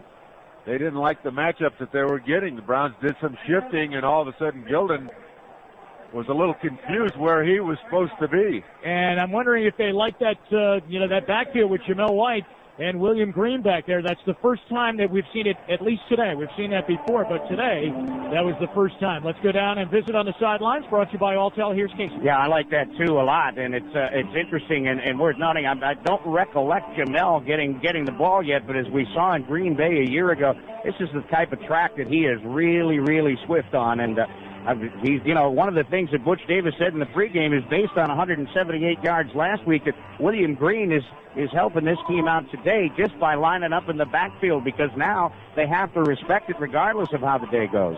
Well, when they come out, it will be 2nd down and 8 after the Steeler timeout. Now Pittsburgh has 1 remaining. The Browns still have all 3 as we creep up near the 2-minute warning in the first half. 2:35 remaining. 2nd and 8 from the Steeler 18. Again, it's Jamel White on the left of Kelly Holcomb. William Green on the right of Holcomb. Holcomb's underneath center. KJ and Morgan, same side of the field, out wide right. Campbell tight end left. Morgan's brought in motion left to right. Holcomb is back to pass. He's going, looking for Jamel White. He's got it at the 1-yard line. Got the ball over his shoulder. Talk about threading the needle right between Joey Porter and Lee Flowers. Oh, what a thread of the needle by Holcomb for 16 yards. 1st and goal, Browns at the 1.5. 2:29 remaining in the first half. Zukakis checks into the game now. He is an eligible receiver. So Paul Zukakis comes in. If you remember, he came in on that last drive against Baltimore and came in motion just before the Browns got the touchdown. In the eye, Hayden and Green. Hayden shuffles left in motion. Flowers started in the backfield quickly. Green got hit in the backfield, cuts at the 5 and loses yardage back to the 4. Boy, it looked like Flowers jumped offside. Where I'm sitting and we're real close to this angle, it sure did look like he was offside. Man, he came darting across on the left side, and the Browns are going to take it to the 2-minute warning as now they're back near their 5-yard line. And the 2-minute warning is brought to you by Chevrolet. Chevy trucks, the most dependable, longest-lasting trucks on the road. 2 minutes left in the first half. Browns 14, Steelers 7 on the Cleveland Browns Radio Network. Deegan and Casey Coleman, glad you're with us for the AFC playoff matchup here in Pittsburgh on the Browns Radio Network. The Browns lead 14-7 with 2 minutes to go in the half. They have all of their timeouts left. They have 2nd down and goal dug inside the 5 at the 4.5-yard line, but they were at the 1.5-yard line and then lost some yardage on a handoff to William Green, blown up by Lee Flowers. So here come the Browns. And they're going with the just 2 wide receiver set. They've had much more success with the 3 and 4s. Kevin Johnson and Morgan go out wide, far side left, KJ in motion. Out of the shotgun, they hand the ball to KJ. He's going to try and throw it back to Kelly Holcomb, and he got sacked back near the 20. KJ got sacked by Joey Porter, and now the Browns are going to start thinking about, keeping yourself in field goal range. Yeah, that's one that might have looked good on the drawing board, and they're trying to throw back to Kelly Holcomb. The problem is the Steelers had the blitz on with Flowers and Porter, and Holcomb was covered. Now remember, they were at the 1.5-yard line, and now the line of scrimmage is back near the 19, a loss of 15 on that play. KJ goes out wide left with Andre Davis and Dennis Northcutt. Quincy Morgan near side of the right. 3rd down and goal from the 19 out of the shotgun. Here's Holcomb, took a wide snap. Here's another blitz coming. They have a screen set up. Jamel White's got it at the 20. Straight ahead to the 15. Down to the 14. Down to the 13. And he finally is on the ground there, and he got hit on the ground. And coming up to try and defend him is his offensive lineman, Sean O'Hara, I believe. And there's an official down on the ground, too, as the Steelers were trying to rip the ball away from Jamel White. A gain of 5 on the play with 1 minute to go in the half, and the Browns are going to have to settle for a field goal. Well, settle for a field goal and kicking on Pittsburgh's South 40 here is not an easy task. They mark the ball at the 14-yard line, and here comes Phil Dawson into the game. First field goal attempt for him today. On the year, he's 22 out of 28. And we have a timeout now called. Hang on. Here's Bill Corello. Pittsburgh has now used their final timeout. And final timeout. They have 30 seconds. No timeouts left with 53 seconds left in the half. 14-7 the Browns lead. Well, Mikey's MVP of the game might be the cleat cleaner today. Yeah. This is one of those fields with that sand they put on that just really just sticks in your shoes. Dawson 22 out of 28. He's kicked 2 straight, and his long in the year is 52. Now, it's not going to be anywhere near that length.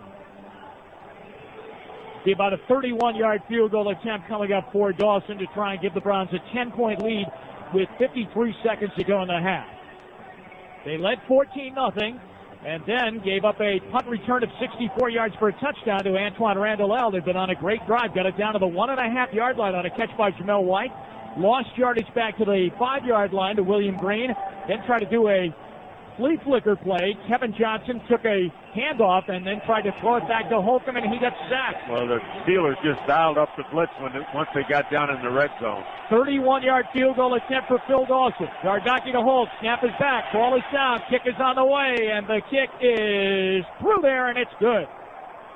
17-7, the Browns lead. They went 10 plays, 45 yards on the drive, and it's a 31-yard field goal for Phil Dawson. It took 4:24 off the clock. 49 seconds to go in the half. Let's visit with Casey, brought to you by Alto.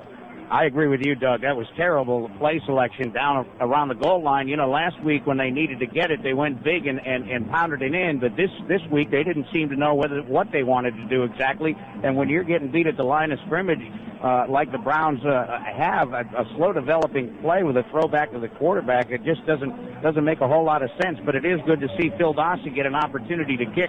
I'd hate to stand here all day and have it come down to a kick and not have been out there yet. Well, the other thing is when you don't go to your spread offense, all of a sudden you bring everybody in the box and allow them to blitz, and that's exactly what the Steelers continue to do. They brought the blitz, and they had more people coming, and we had blockers. Well, a big kickoff now because Antoine Randall L. has burned the Browns, and the Browns special teams, as aggressive as they've tried to be today, they've recovered a fumble, but also remember they've given up a couple of big penalties on a face mask, hitting a man out of bounds, and then gave up the punt return. Also keep in mind, Pittsburgh has no timeouts left with 49 seconds remaining in the half. And a 10-point Browns lead at 17-7 here in the first half as the seconds wind down here in our first half of play at Heinz Field. Tops friendly market kickoff. Dawson gets the whistle, and he boots the ball, and he boots it high in the air, and a fair catch is called for by the fullback, Dan Kreider. He makes the catch at the Steelers' 30-yard line, and Pittsburgh, with 49 seconds left, Doug, with no timeouts, now will operate from their own 30. A designed little pooch kick over to the right side, trying to eliminate any part of the running game or a big play in the running game return game, a big play off of it. Tommy Maddox is 5 for 10, 75 yards, 2 interceptions. And he has no timeouts to hold in his back pocket right now. Terrence Matthews goes out wide to the right. Inside of him is Antoine Randall L. Wide left, Plexico Boris. 2 backs in the backfield. One of them, Hines Ward, comes out in motion, setting up 3 receivers to the right out of the shotgun. Maddox to throw. Heat coming off the backside. Throws. Boris made the catch at the 50-yard line, and Anthony Henry taps him out of bounds at midfield.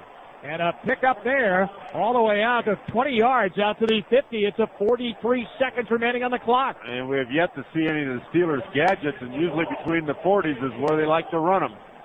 17-7, the Browns by 10, but Pittsburgh trying to get a little bit more before the end of the half. Mathis and Antoine Randall L. wide, far side of the right.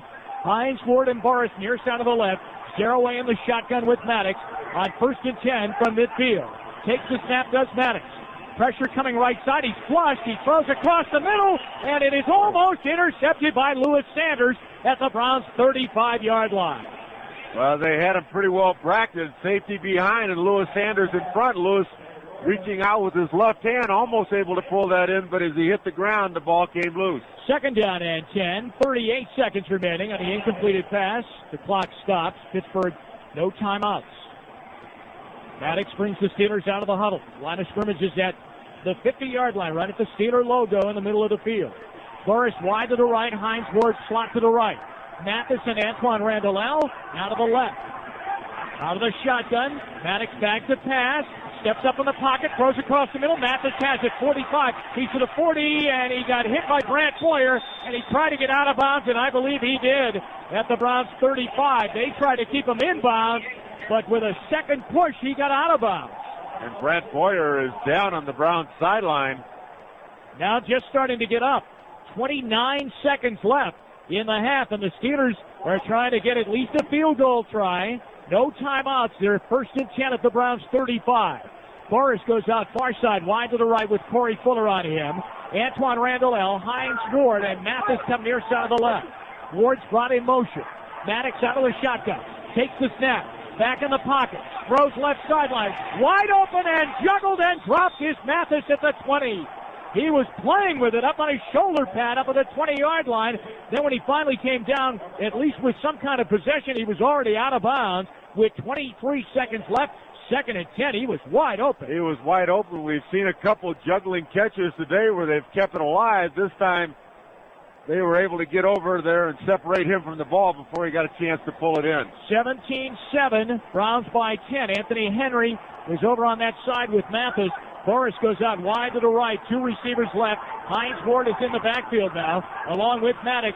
On 2nd down, back to pass. Maddox throws it underneath. It is caught, and falling down inside the 30 is Hines Ward. Clock is running. 13 seconds left to go. They can spike the ball into the ground right here. Now it's down to 10. 9, 8, and finally taking the snap is Maddox, and he puts it into the turf with 7 seconds left, and they'll call on Jeff Reed to try and get them 3 points out of this drive. Well, you'd say, well, they might be going for the fake. Cowher's known for it, but, you know, if they'd run the fake, they've got to make the touchdown off of it. The spot will come at the 37-yard line, making about a 47-yard field goal attempt for Jeff Reed. Reed is 15 out of 17. Late into the game is Mark Word to line up defensively for the Browns. 47-yard field goal attempt on the way. Line drive, and it is wide to the left. It's no good with 2 seconds left. And momentum will go into the locker room with the Browns. 2 seconds left in the first half. Jeff Reed misses from 47 yards away, and the Browns will hold on to a 10-point lead at halftime. They'll come out, take 1 snap, take a knee, and get into the locker room, and as Doug mentioned, with momentum. He almost hit the upright. And then you hope for a carom, if you're a Steeler fan, to get it inside, but he didn't get the upright and missed it wide to the left. Now the Browns line up Quincy Morgan way back deep in the backfield. Kelly Holcomb just will take the snap, take a knee, and that will be the end of the first half here in Pittsburgh. Time of possession in the first half. The Browns had at 17:52. The Steelers 12:08 as they hear boos leaving the field at halftime. And it is halftime with the score of the Browns 17 and the Steelers 7. Time now for the Lexus halftime report. The Cleveland Akron area Lexus dealers invite you to test drive a Lexus today. Let's check in with Mike Snyder. Thank you, Jim. There are no boos in Cleveland as the Browns march to the locker room with a 17-7 lead over the Pittsburgh Steelers. The Lexus halftime report is straight ahead on the Browns radio network. The Lexus Cleveland Browns halftime report is brought to you by your Cleveland Akron Lexus dealer, who invites you to test drive a Lexus today. Meyer Snowplows, quality and innovation for over 75 years. By Kronheim's Furniture, serving Northeast Ohio families since 1918. And by CompSource. Visit CompSource.net, your low-price computer superstore. CompSource.net. The halftime report has been brought to you by Lexus, your Lexus dealers. The Cleveland Akron area Lexus dealers invite you to test drive a Lexus today, and it's time to go back to Pittsburgh for all of today's second half action. Here's Jim Donovan. Thanks very much, Mike, and the Browns are just now coming out of the tunnel off to our left, back out onto the field with a 10-point lead, 17-7, and that's great, Doug. A great first half on defense for them. The only touchdown that Pittsburgh got came on a special teams punt return by Antoine Randall-El. Offensively, I'm sure there was a lot of discussion, though. They've got 17 points after the first half. What are they going to do to try and at least show some signs that they can run the football? And is there some kind of formation that they can get into where they can try and run the football so it's not so crowded up at that front? Well, I think they had success when they went to 3 and 4 wide receivers, and they got the big Casey Hampton and Kendrell Bell out of the lineup and got Hank Pote in.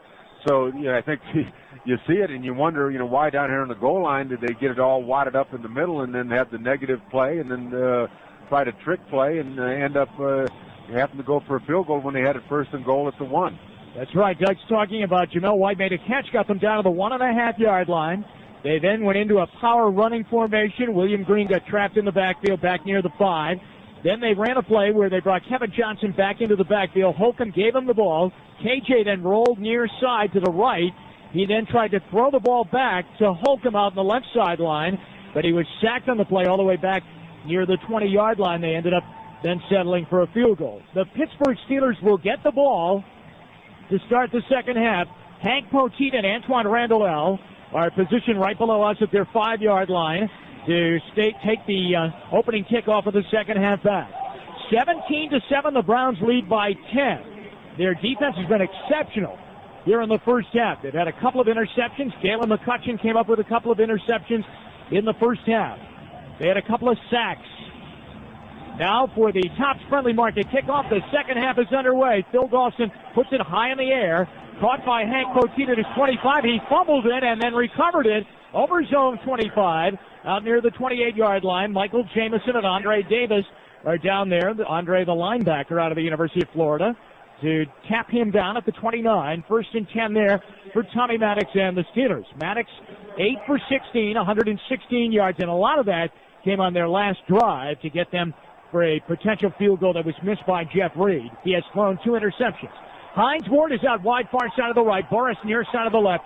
Kreider's on a wing on the left side. Zeraway's the running back. They bring Kreider into the backfield. Maddox extends the ball. Here comes Zeraway, cutting wide to the right, over the 30, and he brings it out near the 33-yard line, up near the 34, brought down by Darren Hambrick, and the first time we've called his name today. 5 yards, and it will be 2nd and 5. Well, just a stretch play by Zeraway.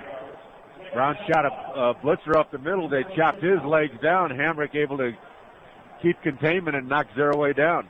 2nd down and 5 for Pittsburgh. 14.5 to go in the third quarter. Now Burris goes out wide, far side to the right. Inside of him in the slot, Hines Ward. Zeraway in the backfield. Kreider again off the wing, comes into the backfield. Settles right side. They're going to run a reverse. They give it to Zeraway to Hines Ward. McKinley got chopped down. Hambrick tries to get him, and Robert Griffith did. Got him by the shirt collar and ripped him out of bounds short of the first down as he runs it up near the 38-yard line. He'll be short of the first down by a yard.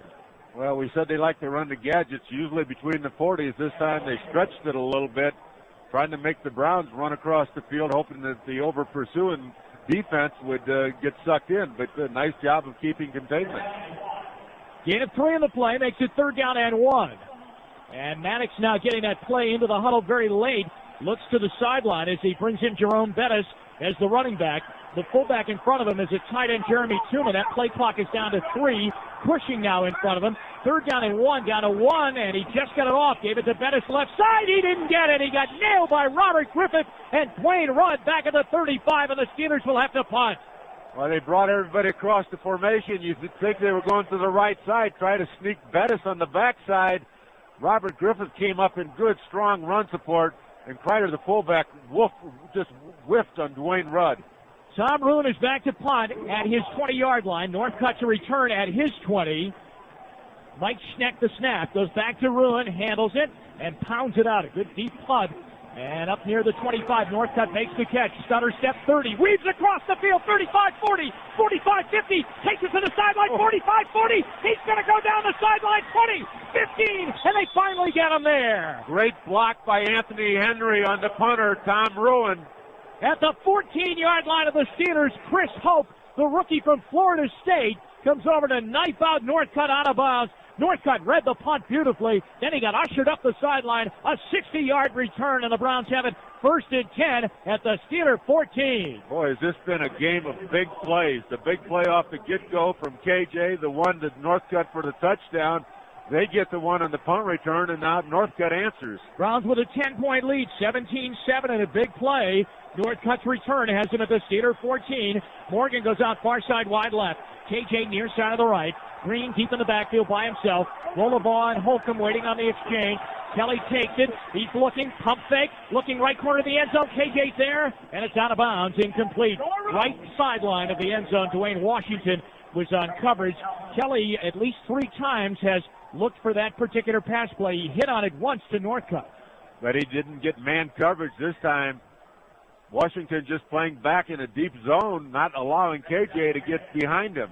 Deshae Townsend was on the coverage of KJ. KJ goes out wide, far side of the left, along with Northcutt and Andre Davis. Morgan is near side of the right. Green's in the backfield. 3 receivers left, 1 to the right. 2nd and 10 from the Steeler 14. Holcomb on a draw. They give it to Green. He got hit at the 15. He'll lose a yard. Mike Logan shooting through from the safety spot on a blitz. Got help from Timo von Oelhoffen. And it will be 3rd down and 11 for the Browns at the Pittsburgh 15. And boy, Doug, they just can't run it. Well, no, they can't. And every time, this time they did spread them out, but they shot the safety up the middle. So William leaves the lineup now, trots over to the Browns sideline, which calls on Jamel White to get into the game. And he's in there in the backfield with Holcomb, who goes into a shotgun. Morgan wide to the right, the same 3 wide to the left. Northcutt comes in motion. 3rd down and 11 from the 15. Blitz coming. Holcomb looking. Left corner of the end zone. He's got a man open. Touchdown! It's Northcutt! Well, great job of picking up the blitz and a beautiful throw once again by Kelly Holcomb. Touchdown number 2 in the afternoon for Dennis Northcutt. 15 yards on 3rd down and 11. The drive took 49 seconds. And that successful drive by the Browns means 1-800-SAFE-AUTO. Donates another $100 to the Cleveland Browns Foundation. Play it safe with Safe Auto, and you too can be a successful driver. It's 23-7. The Browns lead. Time for the extra point. Gardocki will put it down as Phil Dawson taps down the turf in front of him. Ryan Keel to snap. Snap is back. Ball is down. The kick is up, and it is good. Timeout on the field at Heinz Field. The drive went 3 plays, 14 yards, 49 seconds. Dennis Northcutt catches the pass from Kelly Holcomb. The Browns 24 and the Steelers 7. A timeout on the Browns radio network. You can paint the town brown with the official Browns Visa card. It offers a low introductory APR, no annual fee.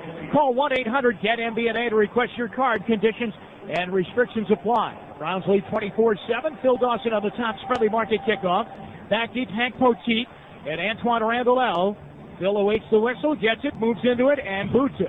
End over end, coming near side. It will be Poteet at his 15. Over the 20, 25, over the 30. Lewis Sanders got him from behind and drags him down near the 34-yard line.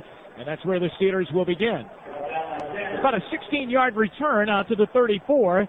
And right now, this sideline report is brought to you by Alltel, your total communications provider. Here's Casey. I'll tell you what, Kelly Holcomb threw that ball while Dennis Northcutt was still running the out before he even turned up. Perfect pass. It takes away the Steelers' running game and puts pressure on turnover Tommy to try to make plays. Great situation. Well, he read the right matchup. He had the safety, Mike Logan.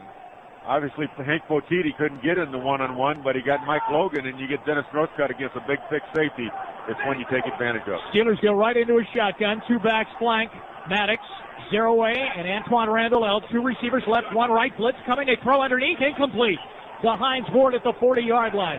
The Browns had shot through Dalen McCutcheon on a blitz, and now the boos are coming. And they're coming louder and louder and more frequently. It's 2nd and 10.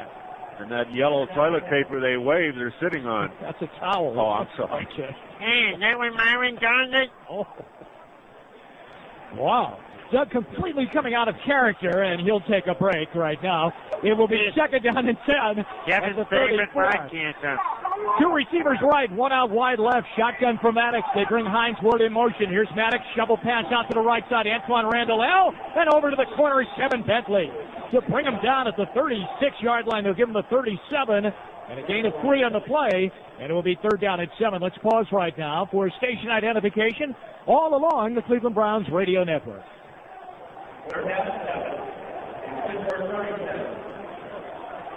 3rd down and 7 from their 37-yard line. Ward comes out of the backfield, goes 3 receivers left, another blitz coming. Maddox now rolls to the right, throws up high. It is tipped in the air and incomplete. Anthony Henry climbed the ladder with Terrence Mathis and knocked it down incomplete at the Browns' 45. Listen.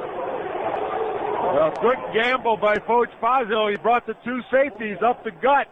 Forced Maddox out of the pocket, having to throw on the run. Good coverage down the field by Anthony Henry on Terrence Mathis. 2nd 3 and out now for the Steelers offense, and they trail the Browns 24-7. Tom Ruin to punt. Northcutt to return, back inside his 20.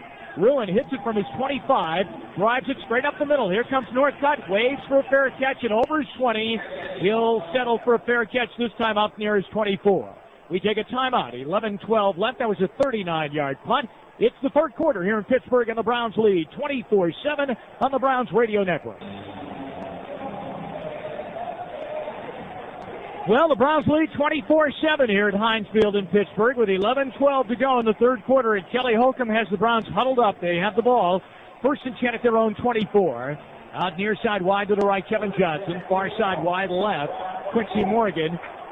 Campbell and Hayden popped down on the same side of the line of scrimmage on the right side. William Green's the running back. on first down. Holcomb underneath center, brings KJ in motion right to left on first down. Play action fake to Green, steps up. He's going to go long for Morgan, and he's out there, and he comes back, and he made the catch. He's got the ball, and they rule him out of bounds at the 41-yard line of Pittsburgh. Hope we get a replay of that one. He had worked on Jason Gilden. Gilden was coming on pressure on Holcomb. Down the sideline they went. They're fighting hard to try and make that catch. Gilden really hit Holcomb. Yeah, Kelly's been on leveled a few times today. Yeah, no. As a matter of fact, Morgan might not have even had the ball as we take a look at it on replay. 2nd and 10. 11:05 left to go. Play clock is down to 5, third quarter. 2 receivers left. Kelly's got the play clock down to 1. He didn't get it off, but yes, he did. He just got it off. Floats it over the middle, and Campbell makes the catch out over the 40 to the 41-yard line. That had to be just something he saw up at the line of scrimmage. He got it to Campbell for 16 yards. A first down. Kendrell Bell brought him down. Well, he saw the linebackers tucked up tight, so he knew as they came in, Campbell would get a good release, and his Ferrier had shown blitz, but couldn't get back quick enough to cover Campbell. And he barely got that play off. 10:38 left to go in the quarter. Browns have 2 receivers, same side, near side of the right sideline. They bring KJ off the slot in motion. William Green, the running back. Steelers show blitz, and here they come. Kendrell Bell immediately points over to Kevin Johnson and said that he had started up the field when he had come in motion and will wait on the call. Well, when you got caught with your hand in the cookie jar, who'd you point at? Me, Mom? Here's the call from Bill Corello. Offside. On the defense. Unabated to the quarterback. 5-yard penalty. Remains first down. You know what you can feel right now? A little sense of frustration settling in on the Steelers. 5 yards now makes it 1st and 5 for the Browns at their 45-yard line. 10:27 remaining third quarter, and the Browns lead 24-7 in this playoff game. Northcutt goes far side, wide left. Near side of the right, it's KJ. In the backfield, William Green. Hands on kneecaps. He's had a tough day running. He has a touchdown, though. Holcomb gives the ball to Green. He's going to cut it back, trying to get away from Lee Flowers. Runs it back to the 41, and he's going to lose yardage now back to the 42-yard line. The stat board today is brought to you by your Northeast Ohio Hyundai dealers, home of America's best warranty. Kelly Holcomb on the day, 14 for 21, 258 yards passing, 2 touchdowns. His long pass is 83 yards. Receiving today, Dennis Northcutt, 4 catches, 64, 2 touchdown grabs on the day. Tommy Maddox, 8 for 18 for 116 yards, 2 interceptions. It's 2nd and 8 for the Browns, back at their 42. 2 receivers go out wide left, 1 near side of the right. Holcomb milking the clock now. William Green in the backfield. Joey Porter shows blitz on the right side. Here he comes. Here's Holcomb firing, and Morgan catching inside Steeler territory. Beautiful pickup by William Green on Porter blitzing, and the catch made by Morgan at the Steeler 44 for 15 yards and a first down. And Dave Wallaball slow to get up. They saw the blitz coming. William Green anchored him. Joey Porter's a load coming in, and William Green has really developed himself into the total package in the backfield. He struggled today in the running game, but a lot of it is what's happening up front. Now we're under 9 minutes remaining in the third quarter, and the Browns have it 1st and 10 at the Steeler 43.5-yard line.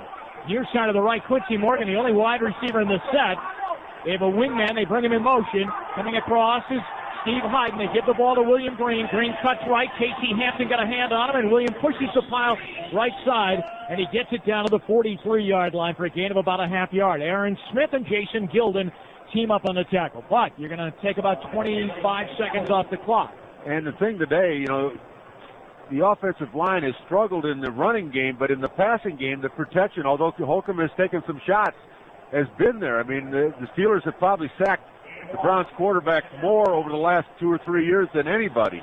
William Green got 1 yard, 2nd down and 9. Morgan goes out far side, wide to the left. 3 receivers near side to the right, and Kelly needs a timeout, and he calls one as they were running out of play clock time. 8:06 to go in the third quarter. We'll take a break with the Browns as it's the third quarter here at Heinz Field in this playoff game. The Browns 24 and the Steelers 7 on the Browns radio network. Casey Coleman back at a very quiet Heinz Field because of that scoreboard. Browns 24, Steelers 7, 8:06 to go, third quarter. The Browns have 2 timeouts now remaining in the ball game as they just used one there. They have the ball 2nd down and 9. from the Steeler 42.5-yard line. KJ comes out of the huddle. He goes wide, far side of the left. Three receivers near side of the right. Northcutt, Andre Davis, and Morgan. Holcomb's in the shotgun. He brings a receiver, Northcutt, in motion, left to right, takes the snap. Here's the blitz. They throw it out. It's dropped by Northcutt at the 45-yard line. They try to get him that quick screen to Northcutt and then let him create something. And it will be 3rd down and 9. 8:02 to go in the 3rd quarter. Well, that time I think Dennison was anticipating getting up the field before he caught the football. Now the offense has had great ball maintenance today, taking care of the football, and defensively they made him look at a long field all afternoon. On 3rd down today, the Browns are 4 out of 10, and they're 3rd down and 9 from their own 42, and they're all spread out again. 2 receivers wide, far side left, and 2 near side of the right. One back in the backfield in the shotgun. Holcomb ready to take the snap. He's got it. Here comes the blitz again. He hangs in there, fires it out. KJ's got it. Led over by the sideline. There's a flag down. They rough the quarterback. Mike Logan hit him, and that's going to be tacked onto this play. It's going to be hat to hat. I mean, Kelly Holcomb stood there and took on. Roughing the quarterback. Number 31, defense, contact to the quarterback's helmet. 15-yard penalty, 1st down. I think Kelly's got some cobwebs, too. He took his helmet off. Holcomb got hit. He went down and started to do some stretching exercises, grabbing his toe. Logan hit him, and hit him right up underneath the chin strap. I'll tell you what, you talk about quarterbacks making money. You stand there and get a guy with about a 15-yard running start and a helmet, and you're defenseless.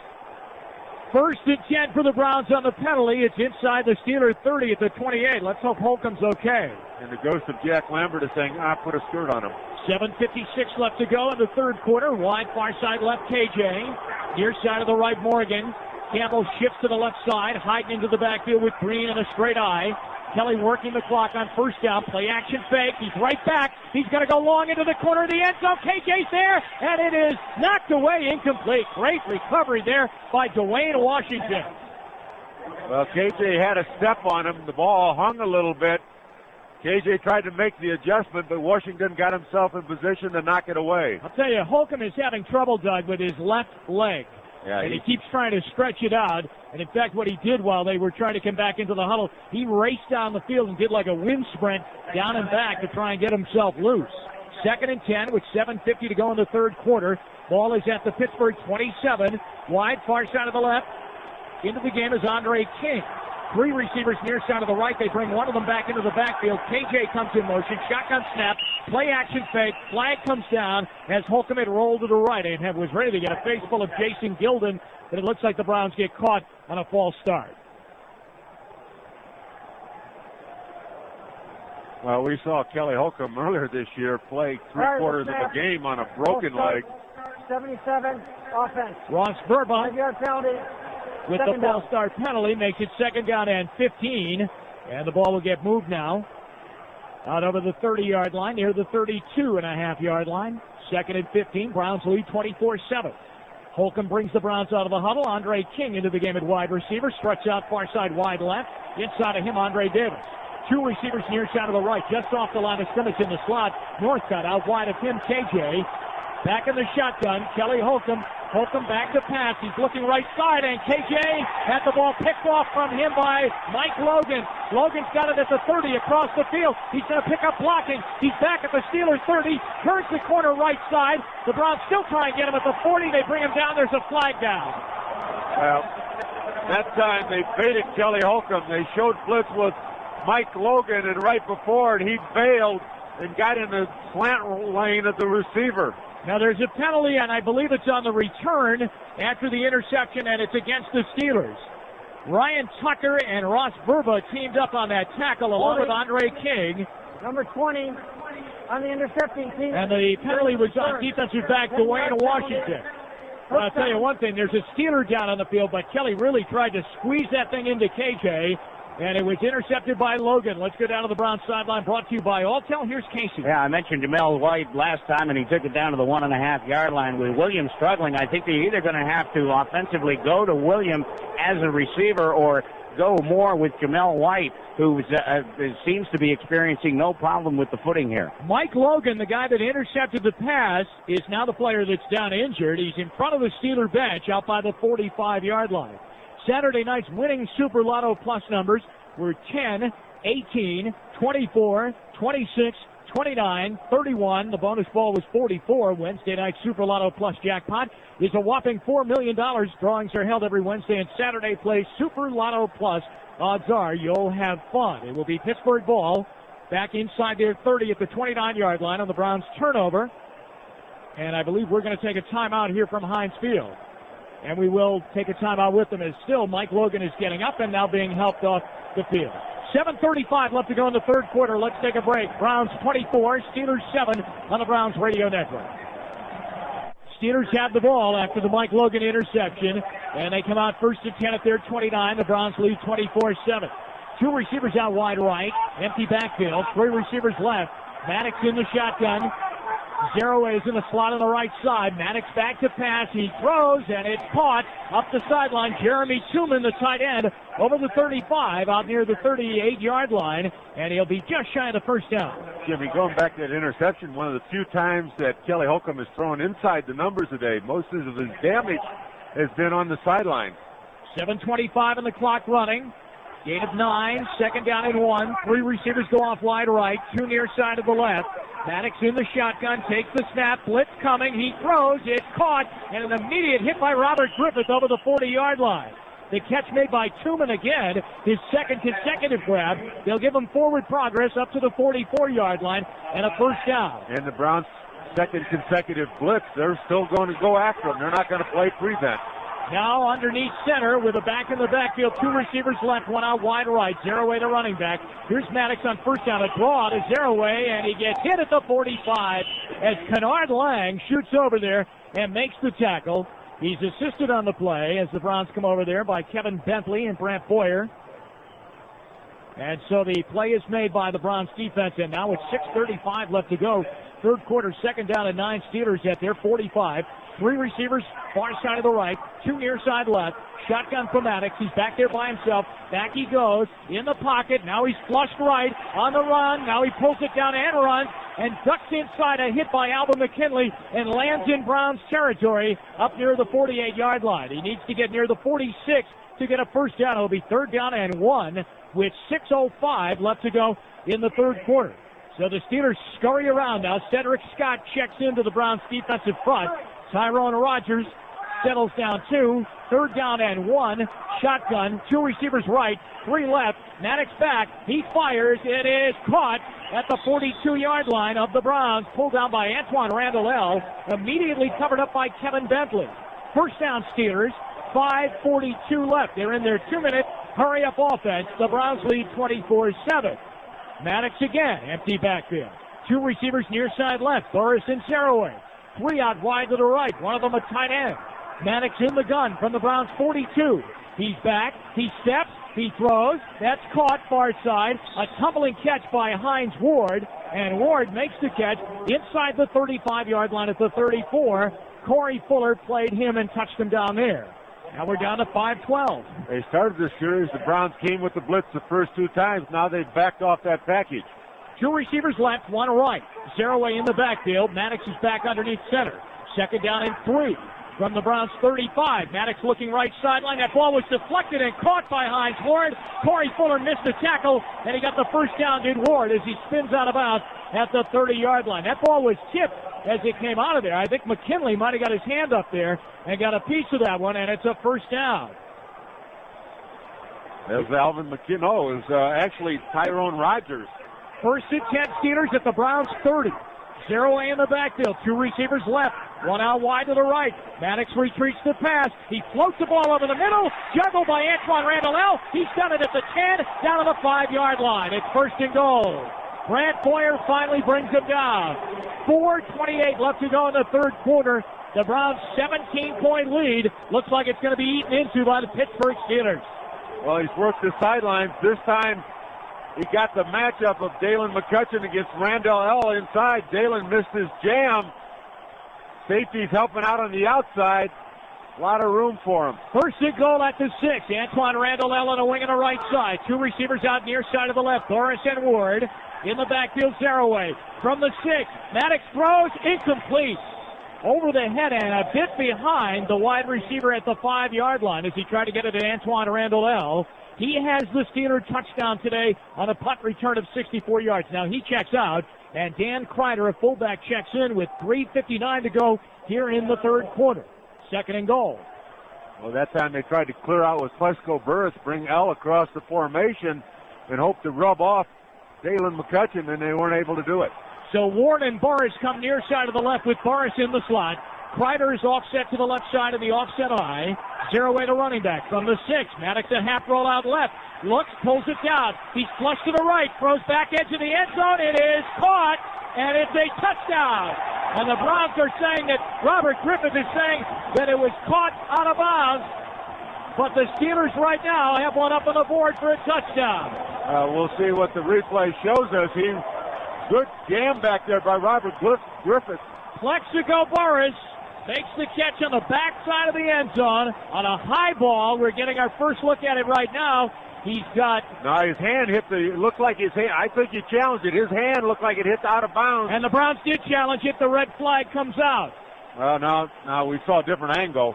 The red flag has been thrown by the Browns on their far sideline. Well, the Browns only have 2 timeouts left here in the ball game, and now Bill Corello goes over to talk with Butch Davis. Well, if the first replay we saw, which I'm sure is what the coaches buzzed down to Butch Davis with, was it looked like his hand hit the out of bounds. Cleveland is challenging the ruling on the field that it was a catch and a touchdown. Now, We'll right, review the play. the question is, did both feet get down before his hand hit the out of bounds? There's 1 foot down. There's 2 feet. No, it's a catch. It is a catch. I think the Browns are going to lose a timeout, and it will be a Pittsburgh touchdown. It stands at 24-13 right now, with a point after coming up as we wait on the video replay. 3:50 left to go in the third quarter. And let's visit with Casey, brought to you by Altel. And I got to tell you something. You got to give Tommy Maddox some credit because he was very patient. He didn't try to force things. He took all the underneath stuff, and it'll be interesting and quite a decision for Foge and Butch to decide here whether or not they're going to stick with the prevent or continue to send people after Tommy Maddox. But he did a nice job. I'll give him credit. Well, Butch came in with 18 challenges. He won 11 for 61%. Tops in the NFL above Tom Coughlin and Steve Mariucci, but I'm afraid that the percentage is going to drop on this one. Hey, remember to join Mike Snyder in the Top Dog Hand Prediction every Monday night at 8 for Browns Prime Time. Comments from Butch Davis, player appearances, and your calls live from Dave & Buster's in Westlake. Dave & Buster's, it's always a good time. What are you seeing there, Doug, as we watch the replay up here? I think it's a catch. It looked like he had control. His both feet came down. His left foot came first, and the second. Then he caught his hand. The original shot looked like his hand might have hit first. That was a different angle, and I think that's the one the coaches buzzed down with. All right, they've seen enough from the sideline, and Bill Corello moves out now. Here's the call upcoming. Steelers think it's a touchdown. So does the crowd. After reviewing the play, it's been determined the receiver caught the ball, possessed it throughout, with both feet inbounds. The result of the play is a touchdown. It's a 10-play drive, 71 yards. It's charged with a It's timeout. at 3:45. It's a 6-yard touchdown pass. Tommy Maddox to Plexico Burris. And the Steelers will now cut the margin, try and cut into it by one more with the extra point and get it down to a 10-point game. Jeff Reed for the extra point. Mike Schneck will snap it. A much-needed drive by Tommy Maddox and the Steelers. Maddox is the holder for Reed, too. 24-13, Browns by 11. At the point after upcoming, snap is back, ball is down, the kick is up, it is good. We have 3:50 left to go in the third quarter. Let's take a timeout from Heinz Field with the score. The Browns 24 and the Steelers 14. This is the Browns Radio Network.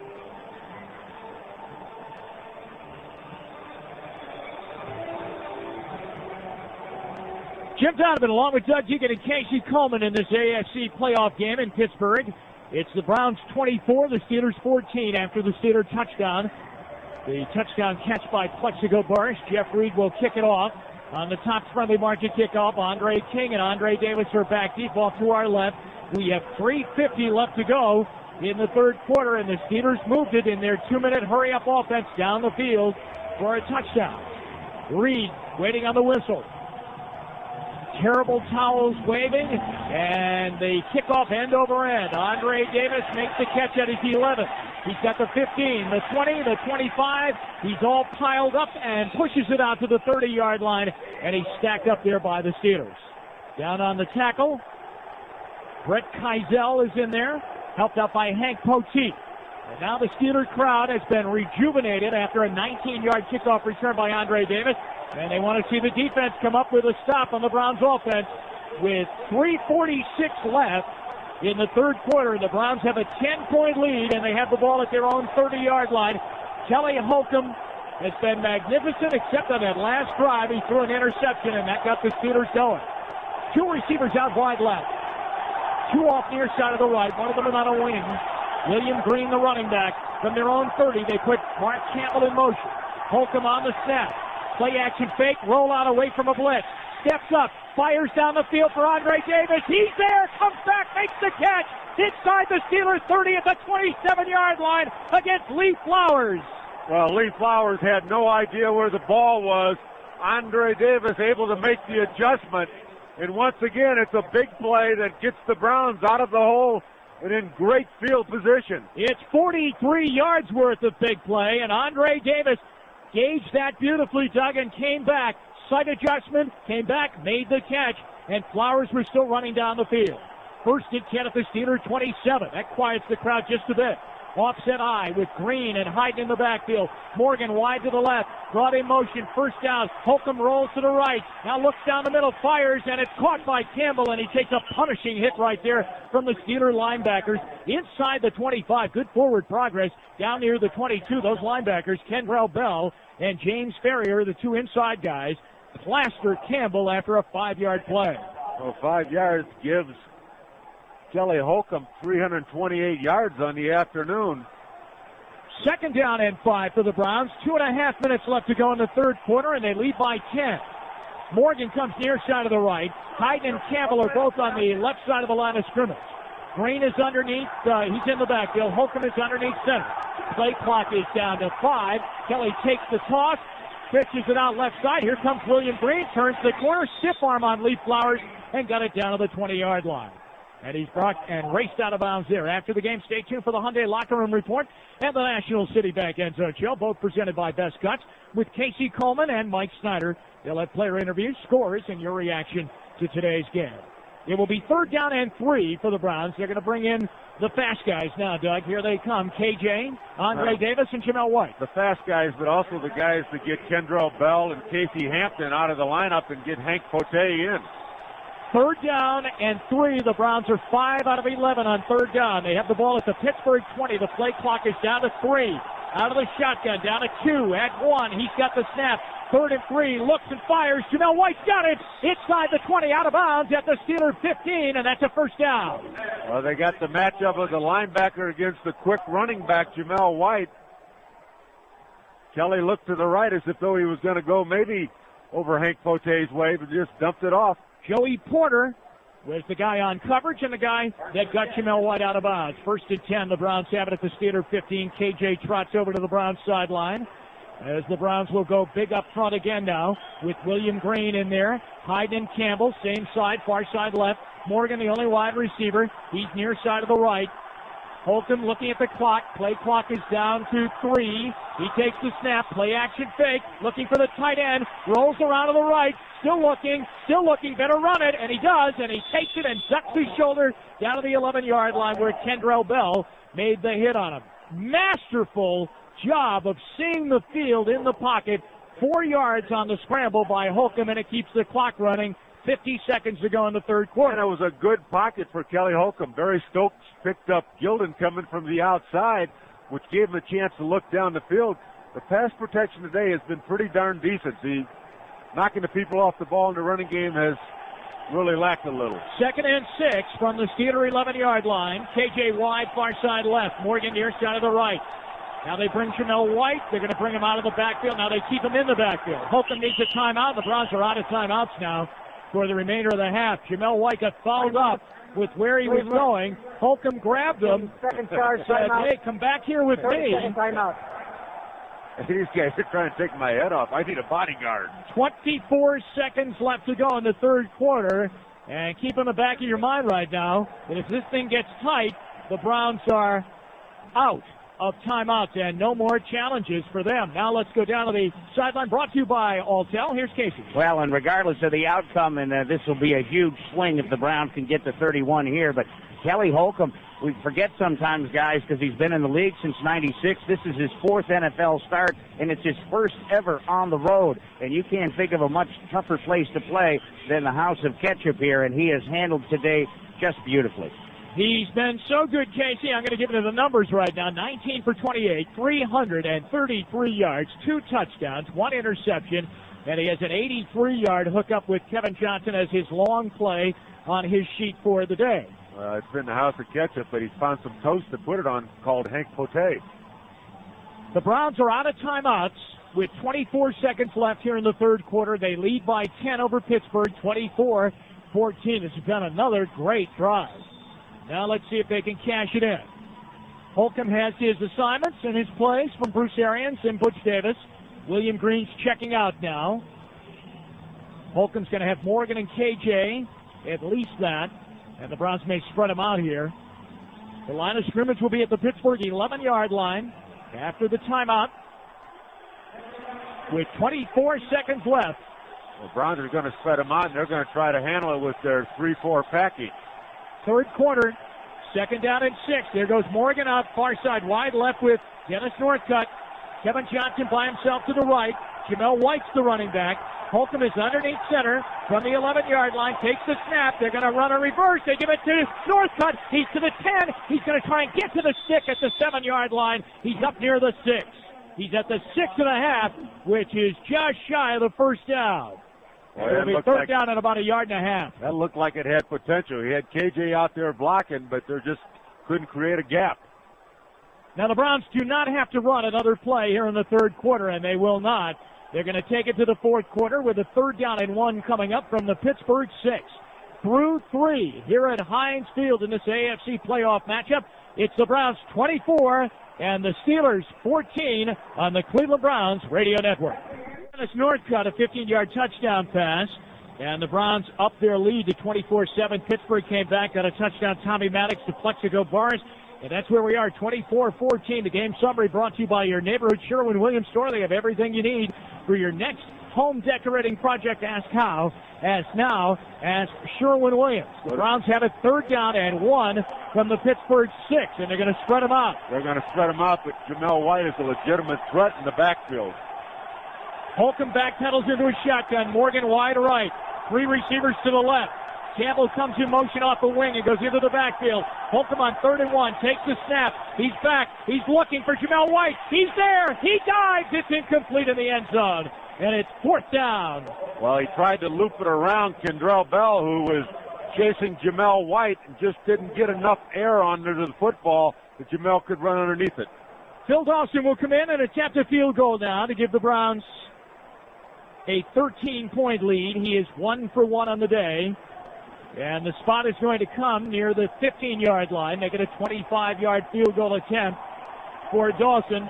14:56 to go in the fourth quarter. Keel to snap, Gardocki to hold, snap is back, the ball is down, the kick is up, the kick is good. Steelers got pretty good penetration by Dwayne Washington off the right corner. The Browns go 64 yards in 8 plays, and they end up with a 3:58 drive off the clock. Timeout on the field. Browns 27, Steelers 14. Fourth quarter on the Browns radio network. Over the Steelers with 14:52 left to go in regulation time. Phil Dawson on the Tops Friendly Market kickoff. Hank Poteet and Antoine Randall are waiting back at their 15-yard line. We have 14:52 left in regulation time here at Heinz Field in this AFC playoff game. Dawson boots the ball high in the air and towards the far sideline. Poteet inside his 20 now, over the 20. 25, 30, and from behind, the Browns get in. An ankle tackle by Brant Boyer down the field to make the stop. It's a 15-yard return. Here come the Steelers. Now you can expect, Doug, I'm sure, more of that 2-minute no-huddle offense. 2 minutes no huddle, but they've got to go 65 yards to get to the end zone, and you just got to hope that Tommy Maddox becomes Tommy Turnover. First and 10 for the Steelers.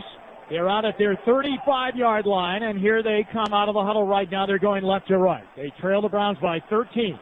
Morris goes far side wide left. Antoine Randall and Hines Ward near side of the right. Zeroing in the backfield. He's the running back. Here comes McCutcheon on a blitz. Here's Maddox back to throw. Down the middle. Fires. Antoine Randall at the 50, at the Browns 45 and out of bounds. He made the catch. The blitz did not get there. Brant Boyer ushered him out of bounds at the 45. And a first down for the Steelers with 14:39 left. 20 yards. First down, and they have not missed a beat now in their last two possessions. Morris goes out wide left with Zeroaway. Near side of the right, Randall, Jeremy Tooman, and Hines Ward. In the shotgun, Tommy Maddox. From the Browns 45, he's got the snap. He steps up, he fires. McCutcheon's back there, and Randall made the catch inside the Browns 20 at the 15-yard line. First down. Well, it was an underthrow, and Dalen overran it, and Randall was able to make the adjustment and come back. In 2 plays, they have gone right down the field. They got 30 on that play, and they're at the Browns 15. Tommy Maddox signaling to his teammates, no huddle, so they're right up there. One back in the backfield, toss sweep, left side. Here's Zeroaway to the 15, he's to the 10. Alvin McKinley got him inside the 10 down at the 8-yard line. Gain of 7 on the play. Second down and 3. 13:40 in the clock running left in the game. We have an injured Browns player getting up slowly, getting up very slowly. It's Alvin McKinley on his right leg, and he gets over to the Browns sideline. Tyrone Rogers is checking out of the Browns lineup. He goes to the sideline. From the Browns 9.5-yard line, here's Maddox back to pass. Fires. It's caught by Antoine Randall. And he fumbled the ball. It's out, and the Browns are fighting for it back at the 3-yard line. Well, his knee might have been down. And they say it's Cleveland ball. Well, you know that'll get challenged. They have pointed that it's Browns ball inside the 5 at the 3-yard line. Robert Griffith is now trying to get over by an officials conference. Antoine Randall, he had gotten back up, he got back trying up, to run with the ball. He had gotten back up and still tried to run with the ball. Let's see if he got touched. Then he went down. Here's the call. In the play, with the play officials involved, the ruling is a catch and a down by contact decision. Pittsburgh will keep the ball. Oh, boy. First down. There's the keyword decision. They decided that the contact would knock them down. Now, had he gotten up and scored a touchdown, would he have been down by contact? So the ball goes to the 2-yard line, and the referee has to turn off his mic, and this is starting to get squirmish over here in Pittsburgh. 27-14.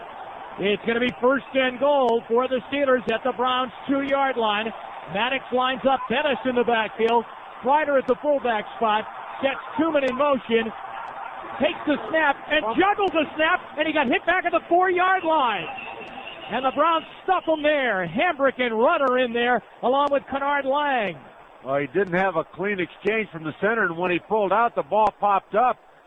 Fortunately for Tommy Maddox, he was able to get it. Browns played that play, Doug, with 10 men on the field. It's now second down and goal, and the ball is back at the 3.5-yard line. 12:47 left in regulation time. The Browns lead 27-14. Steelers again in the eye from the 4-yard line of the Browns.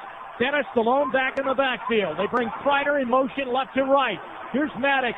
Play action fake. Now he looks and throws into the end zone. Touchdown, Jeremy Tooman. The ball got deflected by Dwayne Rudd, but it's a touchdown as Tooman made the catch, and the Steelers can cut it down to 6 with 12:28 left. Well, they had Bettis in the backfield. They ran the play action. Bettis has only carried once. You knew they were going to throw it. Earl Holmes just leveled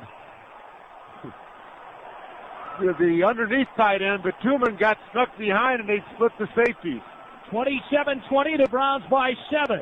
Reed for the extra point. Maddox to hold. Snap is back. Ball is down. The kick is up, and the kick is good. And we've got a ball game. 12:28 left. That only took 2:28 to go down the field and score. Timeout on the field. The Browns 27, the Steelers 21, and a timeout on the Browns radio network. Tommy Maddox on that last drive went 4 for 4 at 59 yards and hit Jeremy Tooman with a 4-yard touchdown pass. 12:28 left in regulation time. Browns 27, Steelers 21. Time for a Tops Friendly Market kickoff. Andre Davis and Andre King are deep for the Browns off to our right. They stand back inside the 10. On the boot, Reed, a line drive, and it's caught by Mark Campbell at the 30. He's to the 35. He's going to push up near the 40-yard line, and he's just shy of the 40. That's the second time he's ended up with a ball on a return, and Chris Hope ends up bringing him down. The Browns will have it first and 10 with 12:23 left at their 39-yard line. They lead by 6. Hotel sideline report with Casey. And it'll be interesting to see Kelly Holcomb limbering up. He's been trying to keep that right leg loose on the sidelines. He's also been a little bothered by his left hand, but I don't think this is going to slow Kelly Holcomb down. Here come the Browns out, needing a drive. Northcutt goes wide, far side of the right. KJ, near side of the left. In the backfield, it's Hyden and Green. From their own 39, the backs are split in the backfield. Hyden shifted now to the left. Holcomb underneath center. Takes the snap. Play action fake. Roll out to the right. Throwing. Got a man open. Northcutt's got it. Up the sideline into Steeler territory. Inside the 45. They put him out at the 43-yard line. The linebacker was out there, Doug, trying to jump up and get that ball. Just like that. Just like that. Yeah, Jason Gilden was out there in coverage, and Kelly Holcomb just alley-ooped it over his head in front of Townsend. 18-yard gain. Tackle made by Deshae Townsend. Ball is in Steeler territory at the 43. The Browns lead by 6. Morgan into the game at wide receiver, wide left. Hyden on a wing on the right side. Green the running back. Holcomb underneath center. First and 10. They give it to Willie Green. Cuts left. He's through. He's to the 30. He's to the 25. He's running down to the 20. Well, that was a new formation. They put the tight end to the right side. They put the other two tight ends over there stacked behind him. They haven't had an overloaded line. I mean, they just had more blockers than they had defenders. Timo von Oelhoffen and Joey Porter brought him down at the 20. A run of 23 yards for William Green. And the Browns have it first and 10 at the Pittsburgh 20. Sitting on a 6-point lead. Clock running, 11:20 to go. Regulation time. Morgan wide, far side of the right. Green in the backfield. Hyden in tight left side as Holcomb takes the snap. Gives it to Green. Takes it left. Gets pushed out.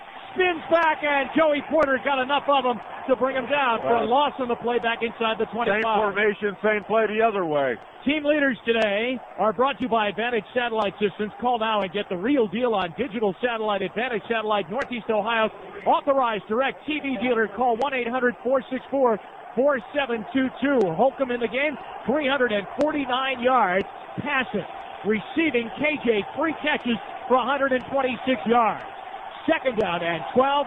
2 receivers go out wide to the right. 1 near side left. Holcomb underneath center. Back inside the Steeler 25. Green the running back. Back to pass. Kelly pulls the ball down. Looks left corner for KJ and threw it away in the left corner of the end zone. KJ was in a scrap there with Dwayne Washington on the left side of the Steeler end zone. That stops the clock with 10:25 left to go in the fourth quarter, and the Browns lead 27-21. They'll be 3rd and 12. Well, good protection up front for Kelly Holcomb, but Steelers dropped 7 and no holes there. Give them credit for their coverage. Browns will come out of the huddle now with 10:25 left. Terrible towels waving all around Heinz Field, and here they come. They'll be all spread out. Jamel White into the game at running back. Holcomb's going to struggle to get the play off.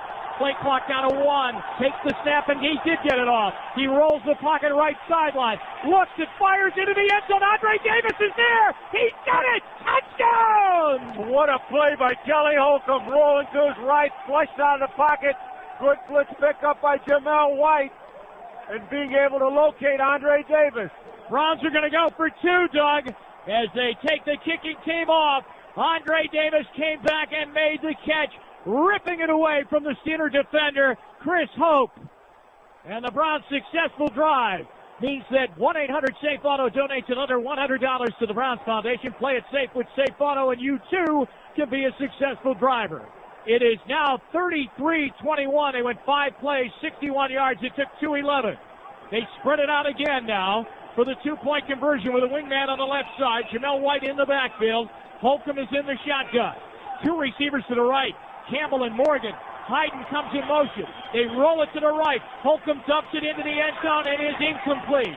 Morgan went up in the air, battling for the ball along with Deshae Townsend, and the 2-point conversion does not work. Pretty much a one-receiver route. Not a lot of options for Kelly. 10-17 left in the fourth quarter. Let's take a timeout from Pittsburgh. The Browns 33, Steelers 21 on the Browns Radio Network. Ray Davis, the rookie, with his 7th touchdown pass reception of the year, 22 yards. They missed on the 2-point conversion, and the Browns lead by 12. We'll have a Tops Friendly Market kickoff. Hank Poteet, Antoine Randall will return for the Steelers. And now Pittsburgh once again needs a couple of scores. Holcomb on that drive went 2 for 3 for 40 yards. And remember, William Green had a big 23-yard run, the only time he's had daylight today. Dawson waiting on the whistle to boot it away. Poteet becomes the deep man right now. Antoine Randall isn't even back deep. He's up shorter than that. And now he backpedals deep. Dawson kicks it away. It will be Poteet, a good long, lengthy kickoff inside his 10 at the 9. He's to the 10, the 15, the 20. Chris Aikens got him over the 25 and plops him down at the 27-yard line. 1st and 10 there for the Steelers. A 19-yard return.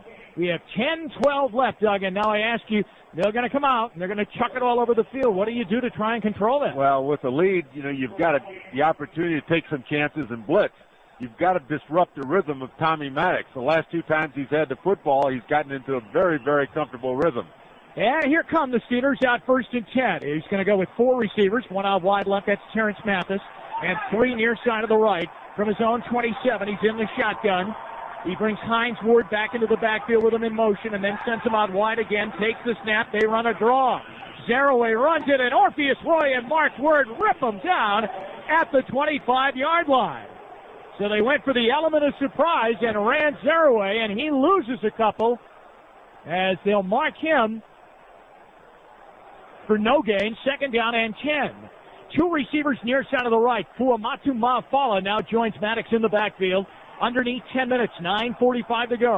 2 receivers left. Here come the Browns on a blitz. Here's Maddox, pulls the ball down, rolls near side, throws. Fuamatu Mafala gets out of a tackle, over the 30, over the 35, out to the 38-yard line, and he's brought down there. Tackle made by Dwayne Rudd. Robert Griffith missed the tackle on the play. 9:28 left. It will be 3rd down and 1, maybe close enough for a measurement, and that's what the officials are going to do at this point, bring the chains in. Well, Tommy Maddox is going to take advantage of it, too. Get a chance to talk to some of his receiving core what he wants to do. The NFL Playoff Scoreboard is brought to you by CompSource, your low-price computer superstore. Visit CompSource.net. The Jets won last night 41-0 at the Meadowlands over Indianapolis, and it is a 1st down for the Steelers. Atlanta beat Green Bay last night at Lambeau Field. First time the Packers have lost a playoff game at home in the state of Wisconsin, 27-7. The Giants play San Francisco in just a little bit out in San Francisco. And here in Pittsburgh, the Steelers have it 1st and 10 at their own 38-yard line. 2 receivers left, 2 to the right, 1 back in the backfield. Maddox has Browns creeping up on him. Here comes a blitz, and Orpheus Roy got him. The ball's loose on the ground. He picks it up, but the play is dead. He got him back at the 26.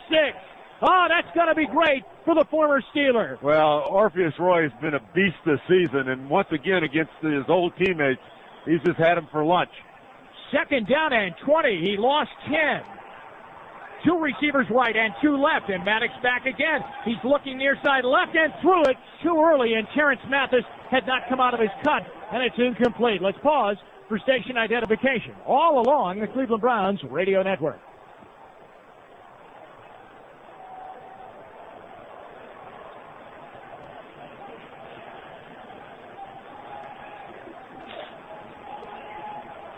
It is 3rd down and 20 for the Steelers at their 28-yard line. The Browns lead by 12, 33-21, with 9:03 to go. Out of the shotgun with 2 backs flanking him. Maddox brings Antoine Randall in motion left to right.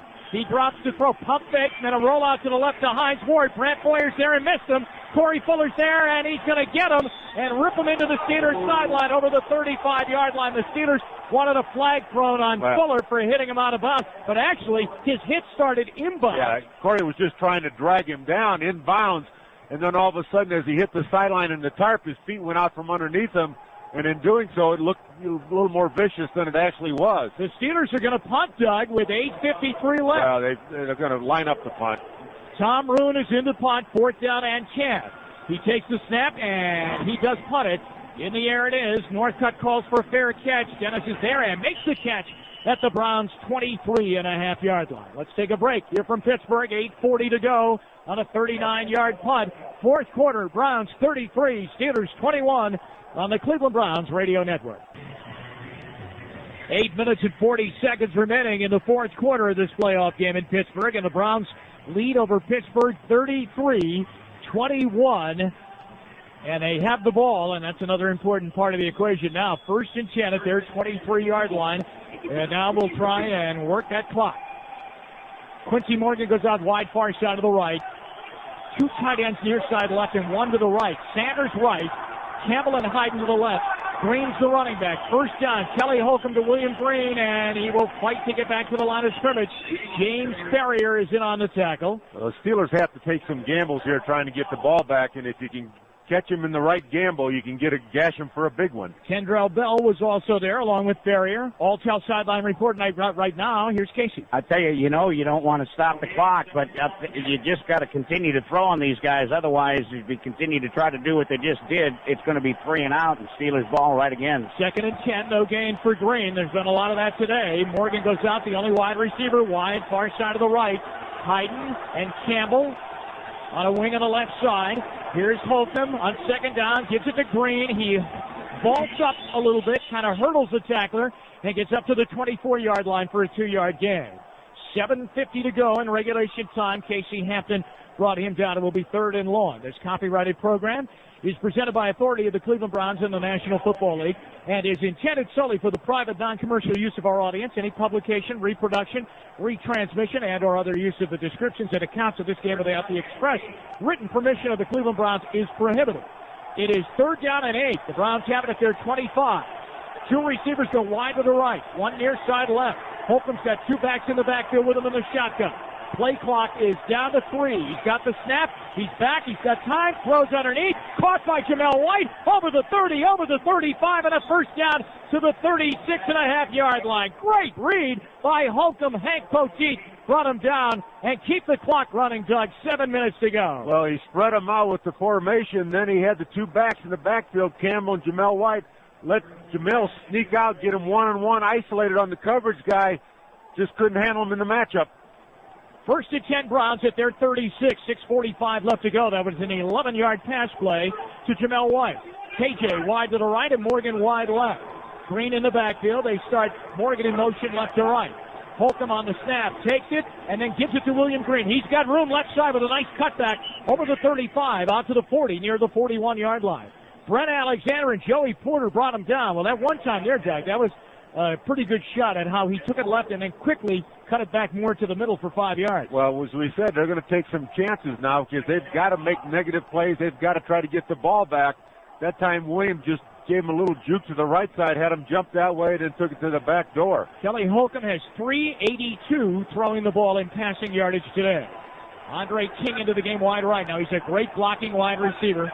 Morgan near side of the left. They bring King in motion. 2 backs in the backfield in the eye. William Green, the running back. Holcomb on the snap. Gives it to Green. Cuts it left and drives it over the 40-yard line out near the 43. They'll be a couple shy of the 1st down as Lee Flowers, the safety, brought him down with 5:44 left. And not surprisingly, we got Quincy Morgan and Andre King in there when you're trying to run the football because both of them are outstanding blockers. Steelers are now going to dip into the timeout bag, and they have used 1 right here, so they'll have 2 remaining. And the Browns will have 3rd down and a little bit more than 2 to get for 1st down with 5:44 left.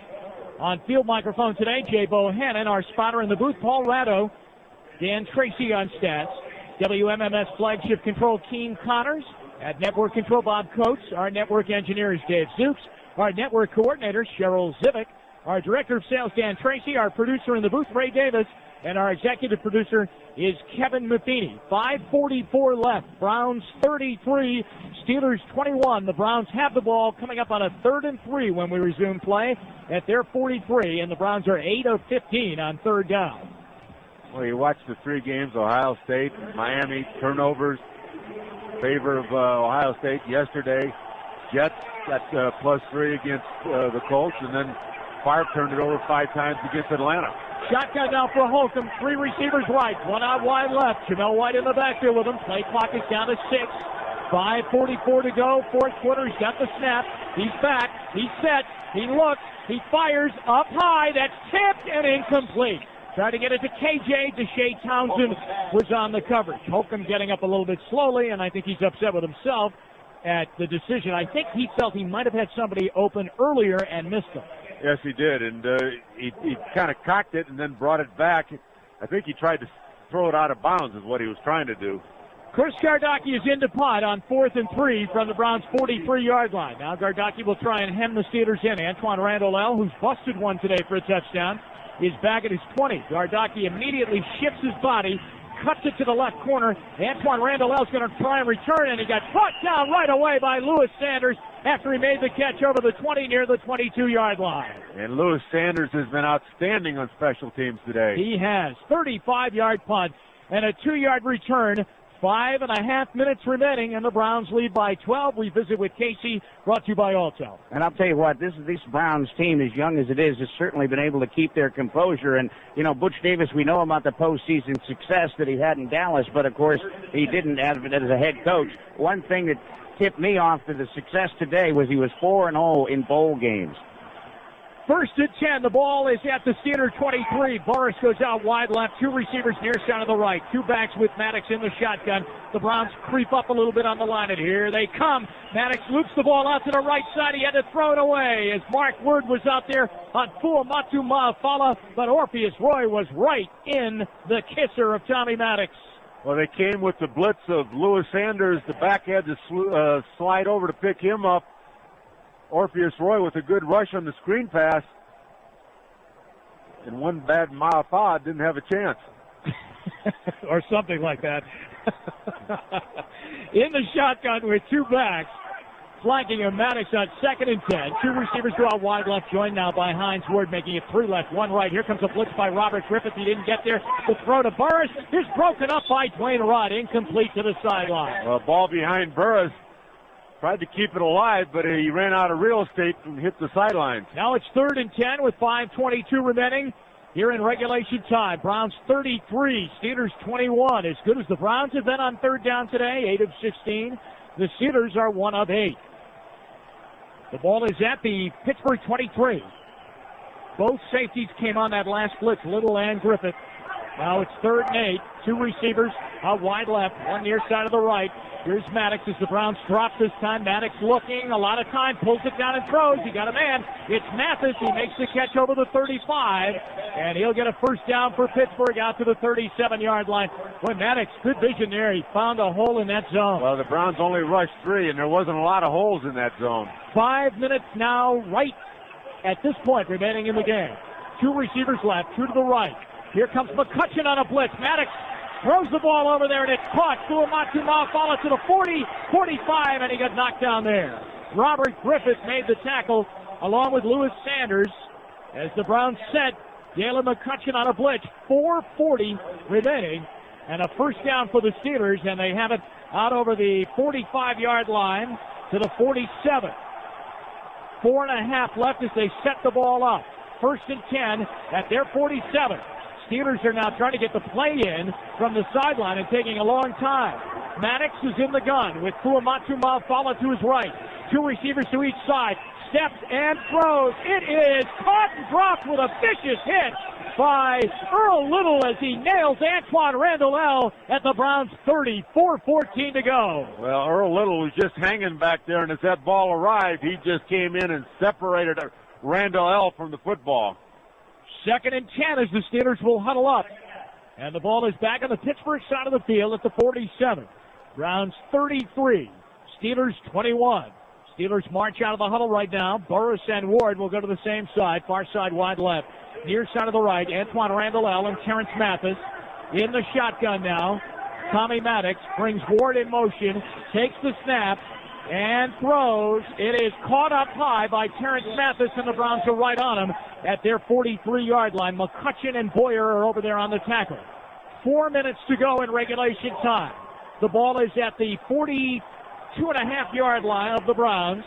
2 receivers out wide left, 2 to the right. No huddle now.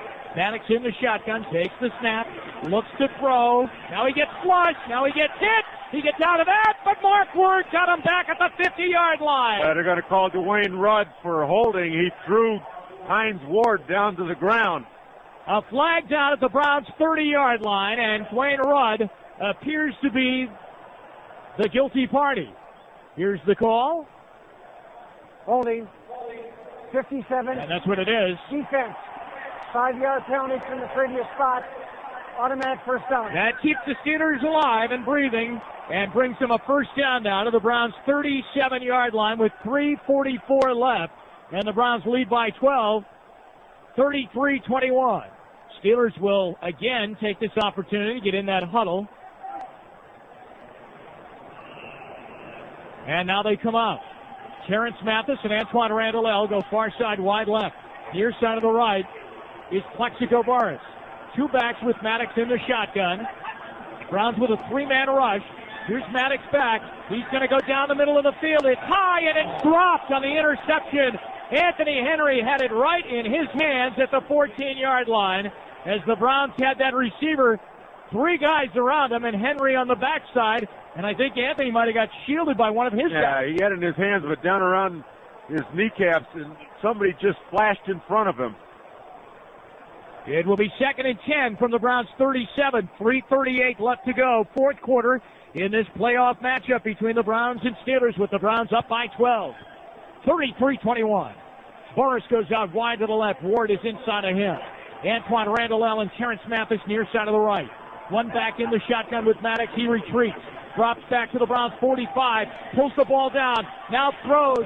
Caught by Mathis, who's in turn caught and ripped out of bounds by Dwayne Rudd. And now they say flag down too. There's a flag down the field at the 21-yard line. At the Browns' 21, there is a flag down. And it's on Cleveland. 3:30 left. 2 penalties now defensively on this drive. I think they're going to get somebody for holding Plexico Burris. Browns are going to change up their front 3 now and get fresh legs in. And into the game, Kennard Lang. Number 21, defense. While the quarterback was in the pocket, 5-yard penalty, previous spot, first down. That's going to bring it down to the 32, another first down. But anyway, up front, they're going to go with Mark Word on the right, Orpheus Roy in the middle, Kennard Lang on the left. Boy, that was pretty weak call.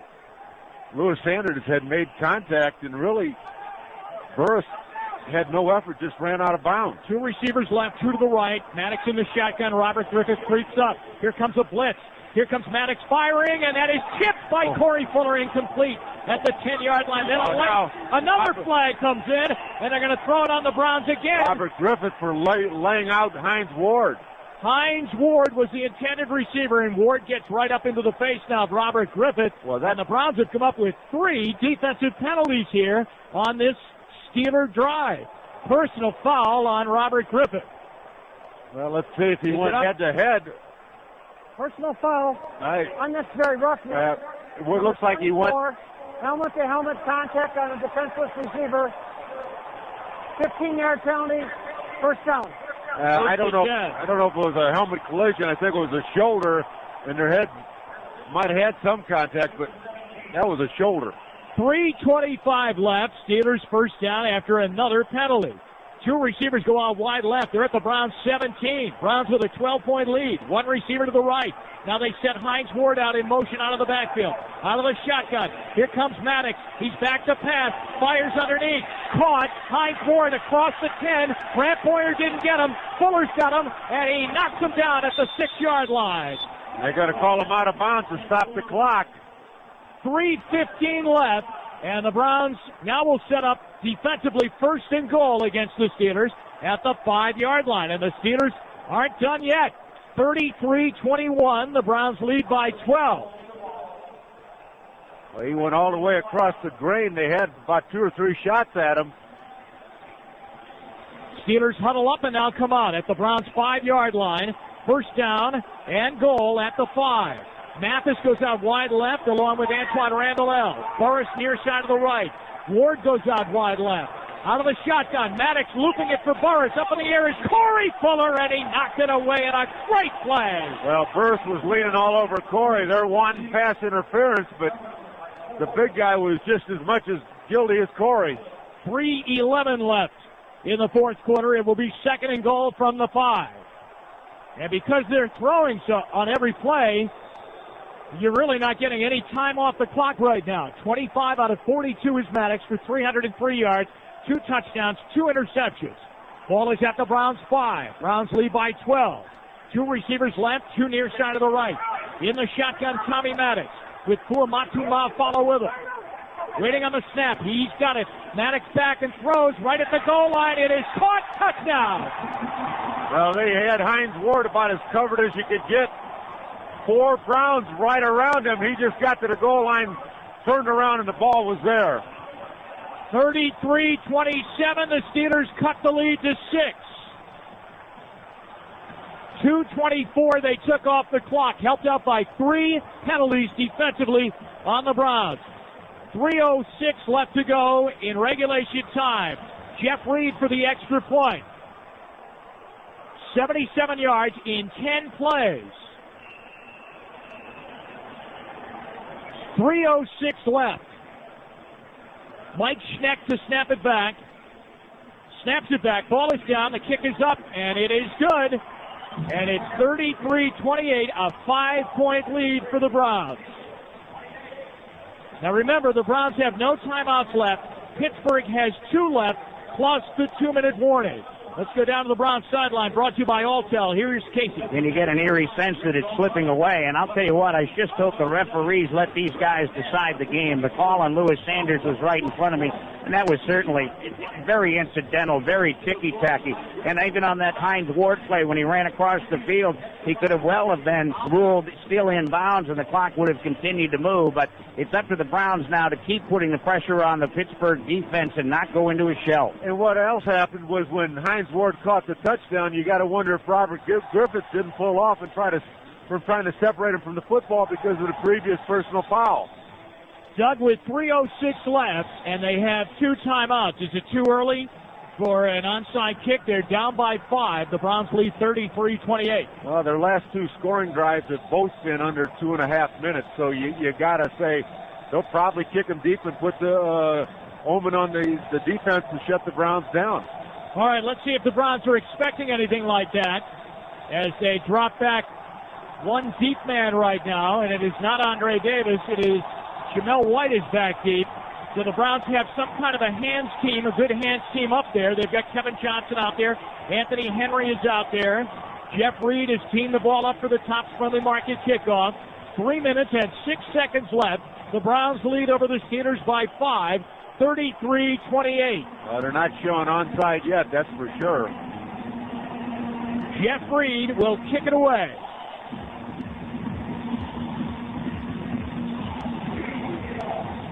Reed waiting on the whistle and moves into it, and he is going to kick it away.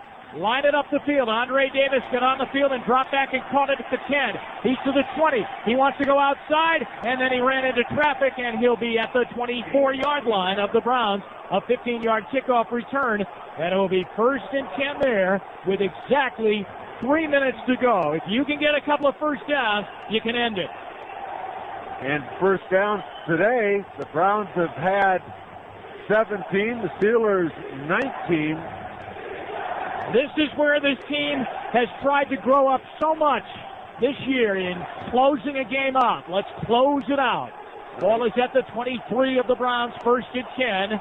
They lead by 5, 33-28. Quincy Morgan near side of the left. William Green, the running back. The tight ends are on the right side. Holcomb underneath center.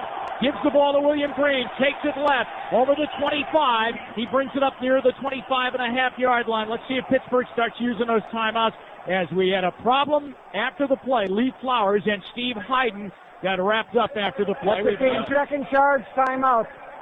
30-second timeout. Kendrell Bell with that high ankle sprain is down on the field now, injured. Steelers have used a timeout with 2:52 left. Well, they once again came with that play. They had success in the running game, and that was the three tight ends to one side, all stacked off the right side. Darnell Sanders on the line of scrimmage, Campbell and Hayden side by side as, wingmen, just power football.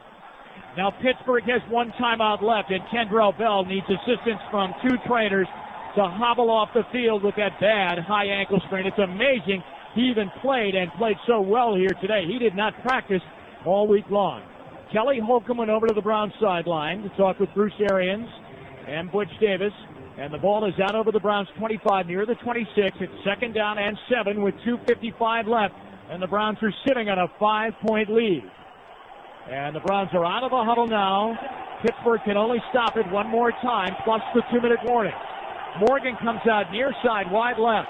Offset eye in the backfield, Hayden and Green. Holcomb is underneath center. Brings Hayden in motion left to right. Holcomb now play action fake, back to pass. Looking for Morgan, he's out there. He battles for the ball. It's incomplete at the Steelers 36. He fought with Dwayne Washington to get it. Well, they thought they'd sneak one in on him, but Dwayne Washington was step for step with Morgan. Take your shot. Unfortunately, it stops the clock. 2:49 left. The Browns bring in receivers and Jamel White. Holcomb looks to the sideline. The play clock is down to 18, so they're going to have to hustle to get it called and get it up on the line of scrimmage. It's 3rd down and 7. The ball is at the Browns 26.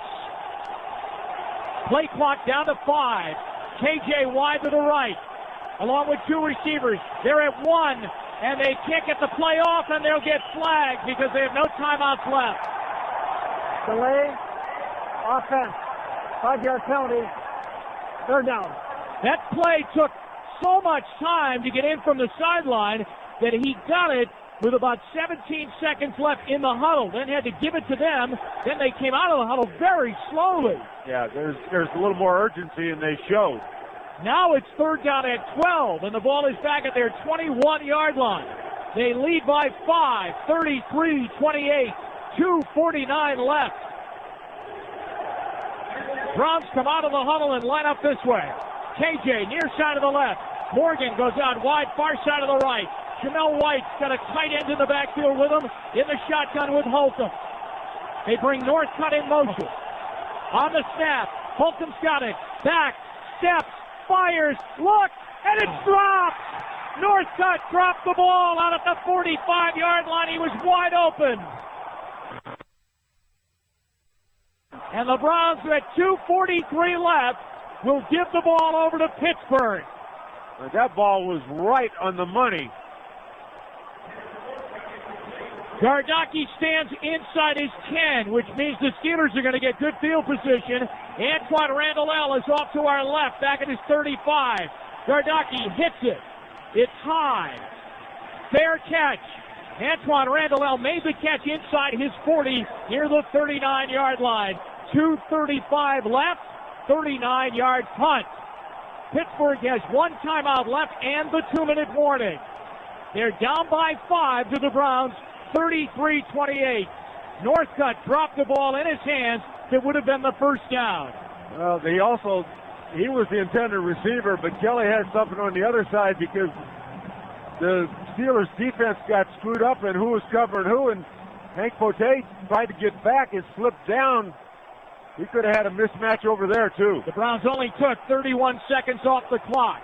1st and 10 from their own 39. The Steelers down by 5. 2 receivers left and 2 to the right. And Maddox in the shotgun. Takes the snap. Drops the throw. He steps up and fires down the middle. That's caught. Burris has it inside the Browns 40 now at the 38-yard line with 2:25 left. 1st and 10 Steelers at the Browns 38. Need a defensive play, Doug. Need a defensive play. They've got 3 rushers in there. Means they're going to try to keep everything in front. Clock down to 2:09. Pittsburgh still with 1 in their pocket as far as timeouts are concerned. Down to 2:05, 2:03. Down to 2 minutes right now. He got the snap off. A blitz coming. Maddox throws, and it is juggled and dropped by Burris, who was wide open inside the Browns 30 at the 27-yard line. Now with 1:56 left to go in regulation time. The 2-minute warning is brought to you by your Northern Ohio Toyota dealers. Get the feeling, Toyota. Browns 33, Steelers 28. A timeout on the Browns radio net. Jim Donovan, Doug Deacon, and Casey Coleman back at Heinz Field in Pittsburgh. And here's where we're at. 33-28. The Browns lead over the Steelers. 1 minute and 56 seconds left to go in the ball game. Pittsburgh has it 2nd and 10, and the ball is at the Browns' 37-yard line. The Steelers have 1 timeout left. They need a touchdown as they have gotten themselves back into the game. They were once down 24-7. 1 receiver out wide left, Terrence Mathis, 2 near side of the right. Now they bring Hines Ward to join the 2 on the right, and now they go 3 right, 1 left. Here's Maddox back to pass. Near side throws. Ward's got it. Up the sideline. Lewis Sanders got him inside the 30, near the 27.5-yard line. He got out of bounds. Stop the clock with 1:48 left. Sanders lost his footing on coverage there, Doug. Yes, he did, and that's what you got to be afraid of. You know, slip down in the big play, yards after the catch. Lewis Sanders is going against Hines Ward. He's a muscle guy. He'll pound on you. The line of scrimmage now is at the Browns' 27. First down again for the Steelers with 1:48 left. Mathis goes out wide, far side of the left with Antoine Randall. Near side of the right, Plexico Burris. Ward is in the backfield again. 2 backs in there in the shotgun with Tommy Maddox. He's back to pass. He's flushed a little bit. Throws left sideline. Burris made the catch on Corey Fuller at the 10. But he's in bounds. 1:38 left. Pittsburgh is at the 10. Maddox is going to use the last timeout, I believe. Nope, he's going to bring him up, and the clock continues to run. He has not used it yet. 1:20 left right now. The ball is at the 10-yard line of the Browns. The Steelers are down by 5. Mathis goes out wide left with Antoine Randall. Burris near side of the right. They set Hines Ward out wide left. Shotgun snap. Maddox back at the 10, throws. It's caught at the 5-yard line. And inside the 5, ripped out is Hines Ward. He comes out without a helmet. 57 seconds left. Pittsburgh's going to use the last timeout right now. Timeout, Pittsburgh. 58 seconds left. 58 seconds left. The Browns are now sitting inside the 5 at the 3. Pittsburgh's out of timeouts. 33-28. It will be 2nd down and goal from the 3. All-tell sideline report. Here's Casey. And Brant Boyer is out of the game. He's holding his left arm and maybe up at his shoulder, and he may be through. He's in a great deal of pain. They probably are going to go to look for Plexico Burris in this situation. Anthony Henry has been matched up with him. He's also been getting some help underneath as they've been trying to double cover him, but he's an obvious mismatch. But Plexico has given Anthony Henry a lot of problems in the past, and I would look for Bill Cowher to go there. Jim, you also have to look at the Browns' last possession and the 2 passing plays, which stopped the clock. Yeah, the 2nd down play was an interesting one. The 3rd down play was a drop. Now Brant Boyer is back in to the Browns' defensive lineup and calling the defensive signal. 58 seconds left. You still would have to guard against a run here, too, from the 3-yard line. So you'd have to, watch run or pass here because they're at the 3. Fuamatu Mafala and Hines Ward in the backfield with Tommy Maddox. He's in the shotgun. A receiver left. 2 to the right. Now 3 to the right. They set Ward out. And they're going to give the ball to Fuamatu Mafala. Touchdown!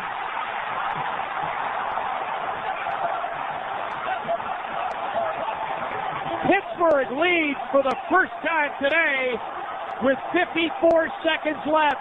34-33 Steelers. And Doug, I would imagine they would go for 2. You got to believe they're going to. They're staying out there. Well, there's been a lot of heartache coming over here and playing. Boy. And, boy, you're feeling it right now. 54 seconds left. Pittsburgh has come all the way back from being down 24-7 at its worst. They got the stands rocking. Steelers will try a two-point conversion. So the Browns did not manage the game well down at the end, at least right now. And we'll see if they've got one more great finish left in them here this afternoon. But this is a key two-point conversion for Pittsburgh, because if they get it, that would make it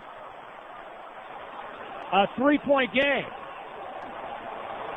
So they line up and set out a wingman. It's Tuman on the right side. Snap the ball back. They snap it to Antoine Randall Els. He throws it into the end zone, and it's caught by the tight end Tuman, and the Browns will need a field goal now.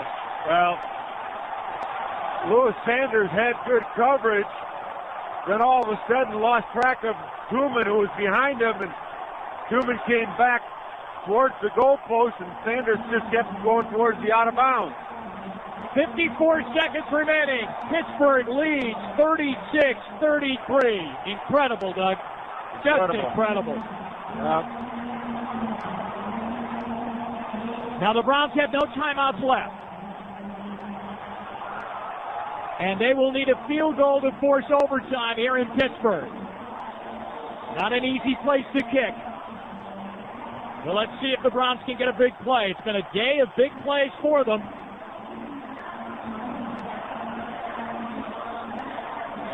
And you can be guaranteed when Kelly Holcomb goes to the line of scrimmage, he's not going to be able to hear anything. You know, also on that last possession, remember the Browns took a delay of game too, Doug. That made that a 12-yard play. You know, they needed third down at 12 instead of third down at 7. Now Andre King, Andre Davis deploy right below us. Jeff Reed has the ball, getting it settled on the tee off to our left. Time for the Topps Friendly Market kickoff. Pittsburgh 36, the Browns 33. Davis and King await. King in front of Davis, up by the 15-yard line. And Andre Davis settles back at the 5. Topps Friendly Market kickoff. Browns trail for the first time in this playoff game, and they only have 54 seconds to try and turn that matter around. End over end on the kickoff. It will go to Andre Davis. He settles at the 10, 15, 20, and he got nailed short of the 25-yard line. A big, big hit. He might be hurt. He got hit down around the knees. He's down. Chris Hope came down and nailed Andre Davis down low, crunching him below the knee. It was a 14-yard painful kickoff return, and we have to wonder about the young rookie from Virginia Tech. Yeah, where he got hit, that did not look good. Kelly Holcomb runs off the sideline into the Browns huddle. The Browns trainers are out working on Andre Davis. Let's go down to the Browns sideline right now, brought to you by Alltel. Here's Casey. Yeah, that's exactly right, Doug. They're looking, John Bergfeld is looking at it's his left knee. And that seems to be the problem. It's interesting that they would call a return up the middle when time is of the essence, and you got a better shot at getting better yardage when you go outside, and at the very least stop the clock. So I don't know what that one was all about. Andre Davis now, with the help of two trainers, walking over to the Browns sideline. Andre King checks into the Browns huddle. The ball is at the 24.5-yard line of the Browns. First and 10, 50 seconds left. And that takes some of the speed out of your four-receiver package, not having Andre Davis out there. All right, Kelly Holcomb on the day is thrown for 382 yards. He's got 2 touchdowns, 1 interception, 3 touchdowns, and 1 interception. And now let's see if he can engineer one here. 36-33 Steelers, 50 seconds to go. Morgan out wide to the right. 3 receivers left. Jamel White deep in the backfield with Holcomb in the shotgun. Now they set King in motion. Holcomb waits on the snap. He's got it. He's back in the pocket. He steps. He throws. He's got KJ open. He's got it. Over the 35-yard line, out of bounds into the Steeler bench. Well, you know they're going to work the sidelines, trying just to get chunk. 44 seconds left, and the ball is out at the 38-yard line of the Browns. First and 10 there. A gain of 14 on the play, and the Browns have a first down. 38-yard line, they break out. KJ, King, Northcutt, wide right. Morgan wide to the left. In the backfield, Jamel White with Kelly Holcomb. In the shotgun, Kelly waits for the ball. He's got it. He's back. He's set. He looks right sideline. His hand got hit when he threw, and the ball flutters incomplete. Jason Gilden got a piece of it. He had a man open on the right sideline, and it will be 2nd and 10 with 39 seconds to go. Well, Ryan Tucker lost Jason Gilden, and Gilden was able to get his hand up there and hit Kelly's hand as he delivered that football. The difference is 3. 36-33 Steelers. Remember, the Browns have no timeouts.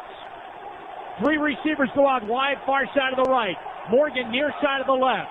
39 seconds left from their own 38. 2nd down and 10. Jamel in the backfield with Holcomb. He's back. He's lobbing. White's got it over the 40, up to the 45, to the 46-yard line. 32 seconds left. 30 seconds left. He's short of the first down, and it will be 3rd down for the Browns. 25 seconds left. Holcomb now trying to get them lined up. 21 seconds left.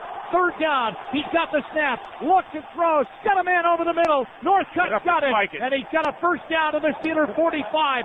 12 seconds left. 11 seconds left. They need to spike the ball. 8 seconds left. He did. He spiked it with 7 seconds remaining. The offensive line was slow in getting up there. The ball is at the Steeler 45-yard line. The Browns are down by 3. 36-33. 7 seconds left. They do not have a timeout. You got to wonder what Phil Dawson's range is to take it. They're going to send Flexico Burris back to make sure that the Browns don't try to go deep and get something that way. You just got to take a chunk and then get out of bounds and go for the field goal. 3 receivers right, 1 near side left. Holcomb's got the snap. 7 seconds to go. He got hit as he threw. Fires the ball. It's caught. Racing to try and get out of bounds. And he did get out of bounds with no time left. And the game looks like it may be over. Andre King had it and tried to get out of bounds. And he raced to the sideline, put the ball on the sideline, and time ran out. Time ran out on the season, too. It is all over in Pittsburgh. Absolute heartbreak. Absolute heartbreak. The Steelers beat the Browns with an amazing come-from-behind victory. The final score, the Steelers 36, the Browns 33, and a timeout on the Browns radio network.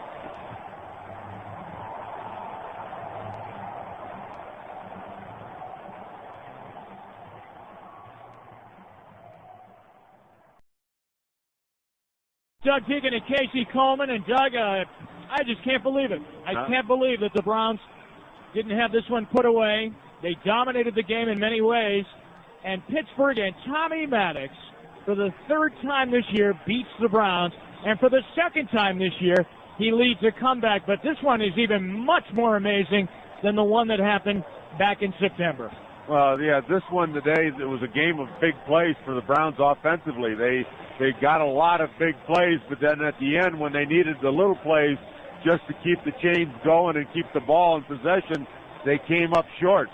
There was a couple situations. They had the ball in the 1.5-yard line, had to settle for 3 points. They got a negative play, and then they got not a busted play, but they tried a gadget play, and it blew up. But Heinz Field has become Heartbreak Hotel again. Yeah, it really has. You're right. We've only been here 2 years, but the Browns have had nothing good come out of this place, and they're eliminated from the playoffs when it looked as though they were on their way to Oakland to take on the Raiders, and they lose it 36-33, the final score. Their big plays, and their biggest one came very early in the game, Doug. And that's our Verizon Wireless call of the game. 2 backs with Holcomb in the backfield, Jamel White, and he's got a tight end back there with him, too. It's Mark Campbell. Back in the shotgun. Holcomb looking. Right sideline. He's got to go up top, and it's caught by KJ. 50, 45, 40, 35, 30. He's gone down the sideline.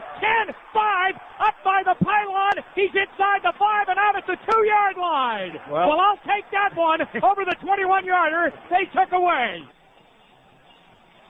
That led to a touchdown after that. William Green went in to give the Browns a 7-0 lead. And then after that, the Browns just kept rolling.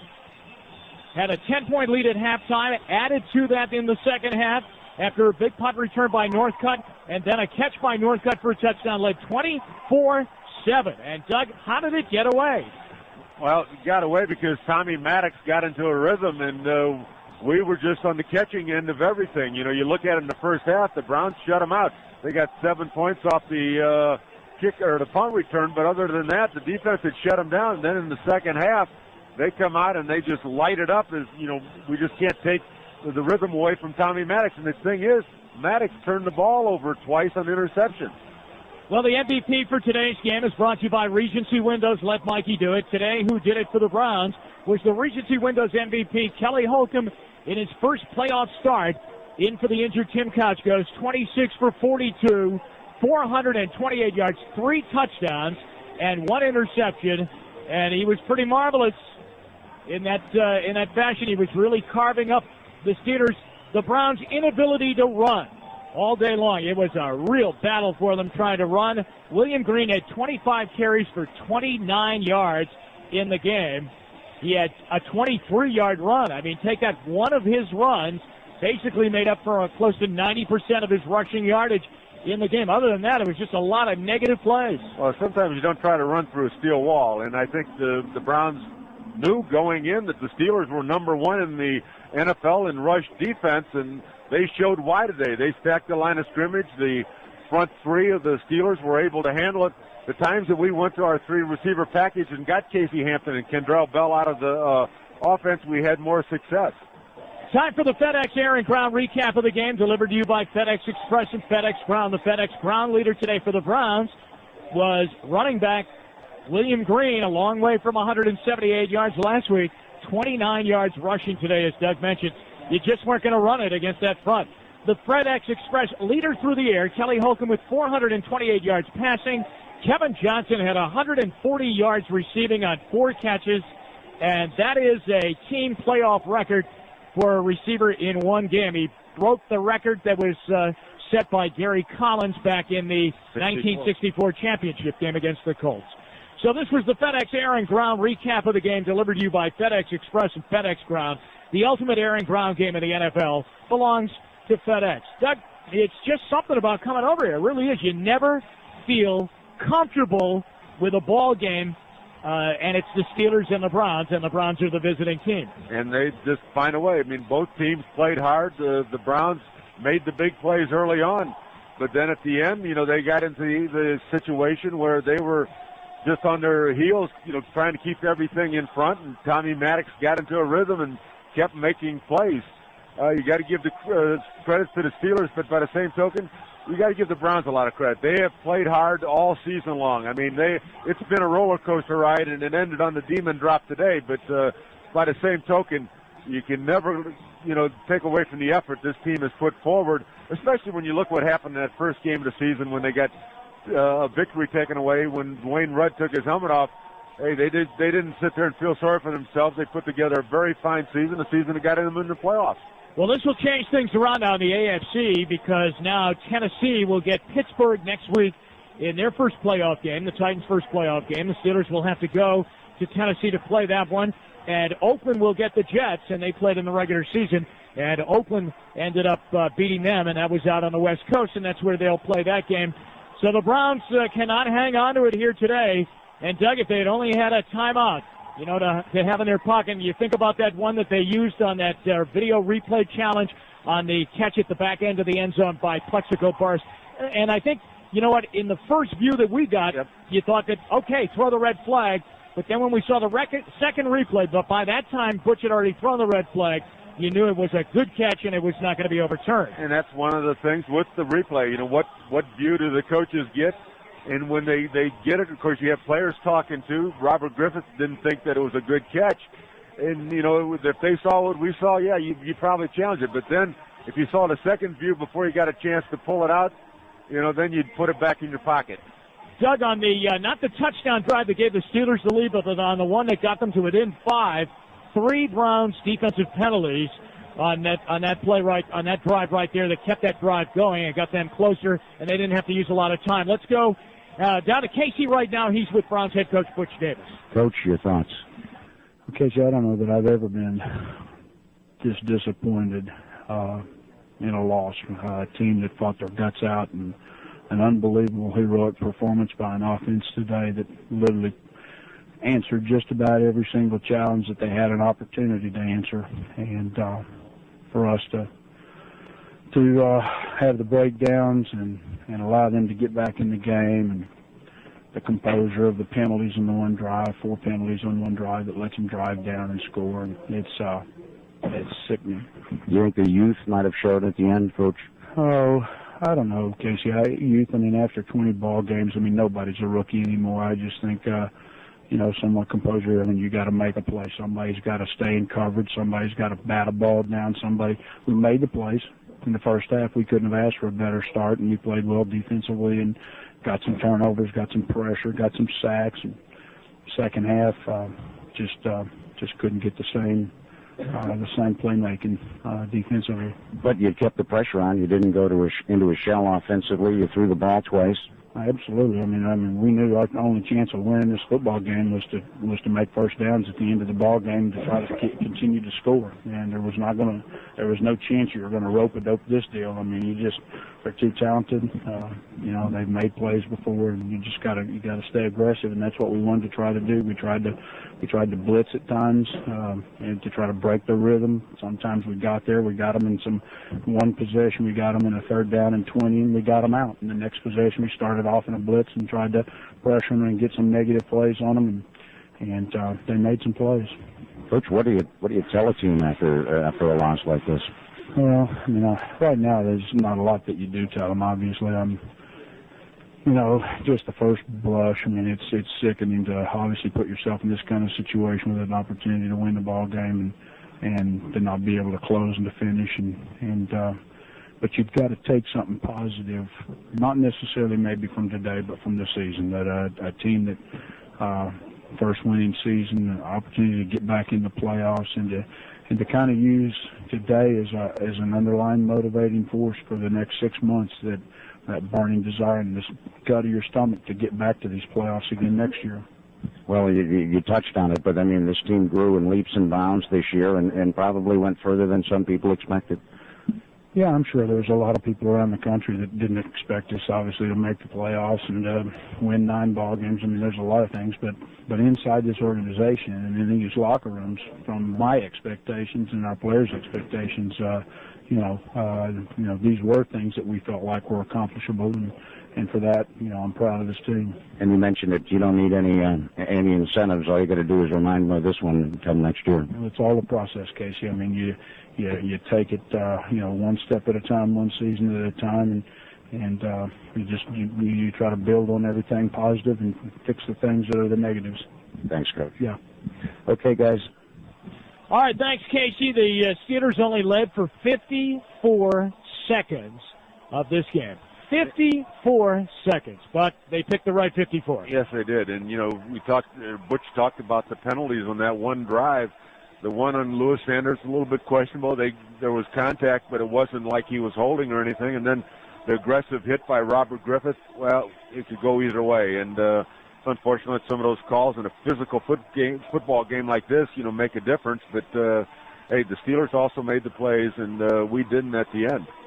Well, Doug, I'll tell you what, it's been a great year watching them play, and it's been thrilling, and it was thrilling again today, though disappointing. But I think you have to, you got to look back on a lot of steps that have been taken by this team, and I think we mentioned it, and I think Butch touched on it right there, and I guess the next step is knowing how to close a big game like this out against a great team. Consider this. Pittsburgh had those timeouts left. They kicked off with 3:06 left, had those 2 timeouts left. They kicked off deep, but they knew that I think they were going to put it on their defense, stop them, get us the ball back, and we have the 2 timeouts, and maybe we can do it. And when the time is there, you got to make the plays. They had the situation on 3rd down. The ball went through Dennis Northcutt's hand.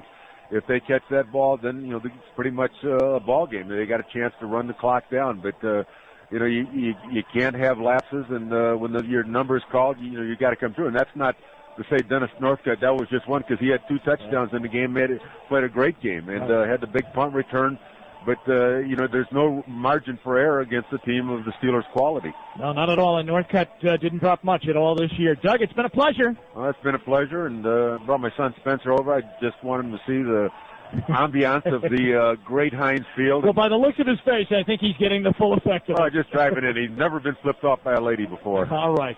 Well, it's been a great pleasure being along with all of you this year, and thanks for being with us. And coming up next, the Hyundai Locker Room Report and the National City Bank End Zone Show, both presented by Best Cuts with Mike Snyder and Casey Coleman. Once again, in the AFC playoffs, the final score from Heinz Field in Pittsburgh. The Pittsburgh Steelers come all the way back and catch and beat the Browns 36-33. Now for Casey Coleman and Doug Deacon, I'm Jim Donovan saying so long, and thanks for being with us each and every ball game on the Cleveland Browns Radio Network.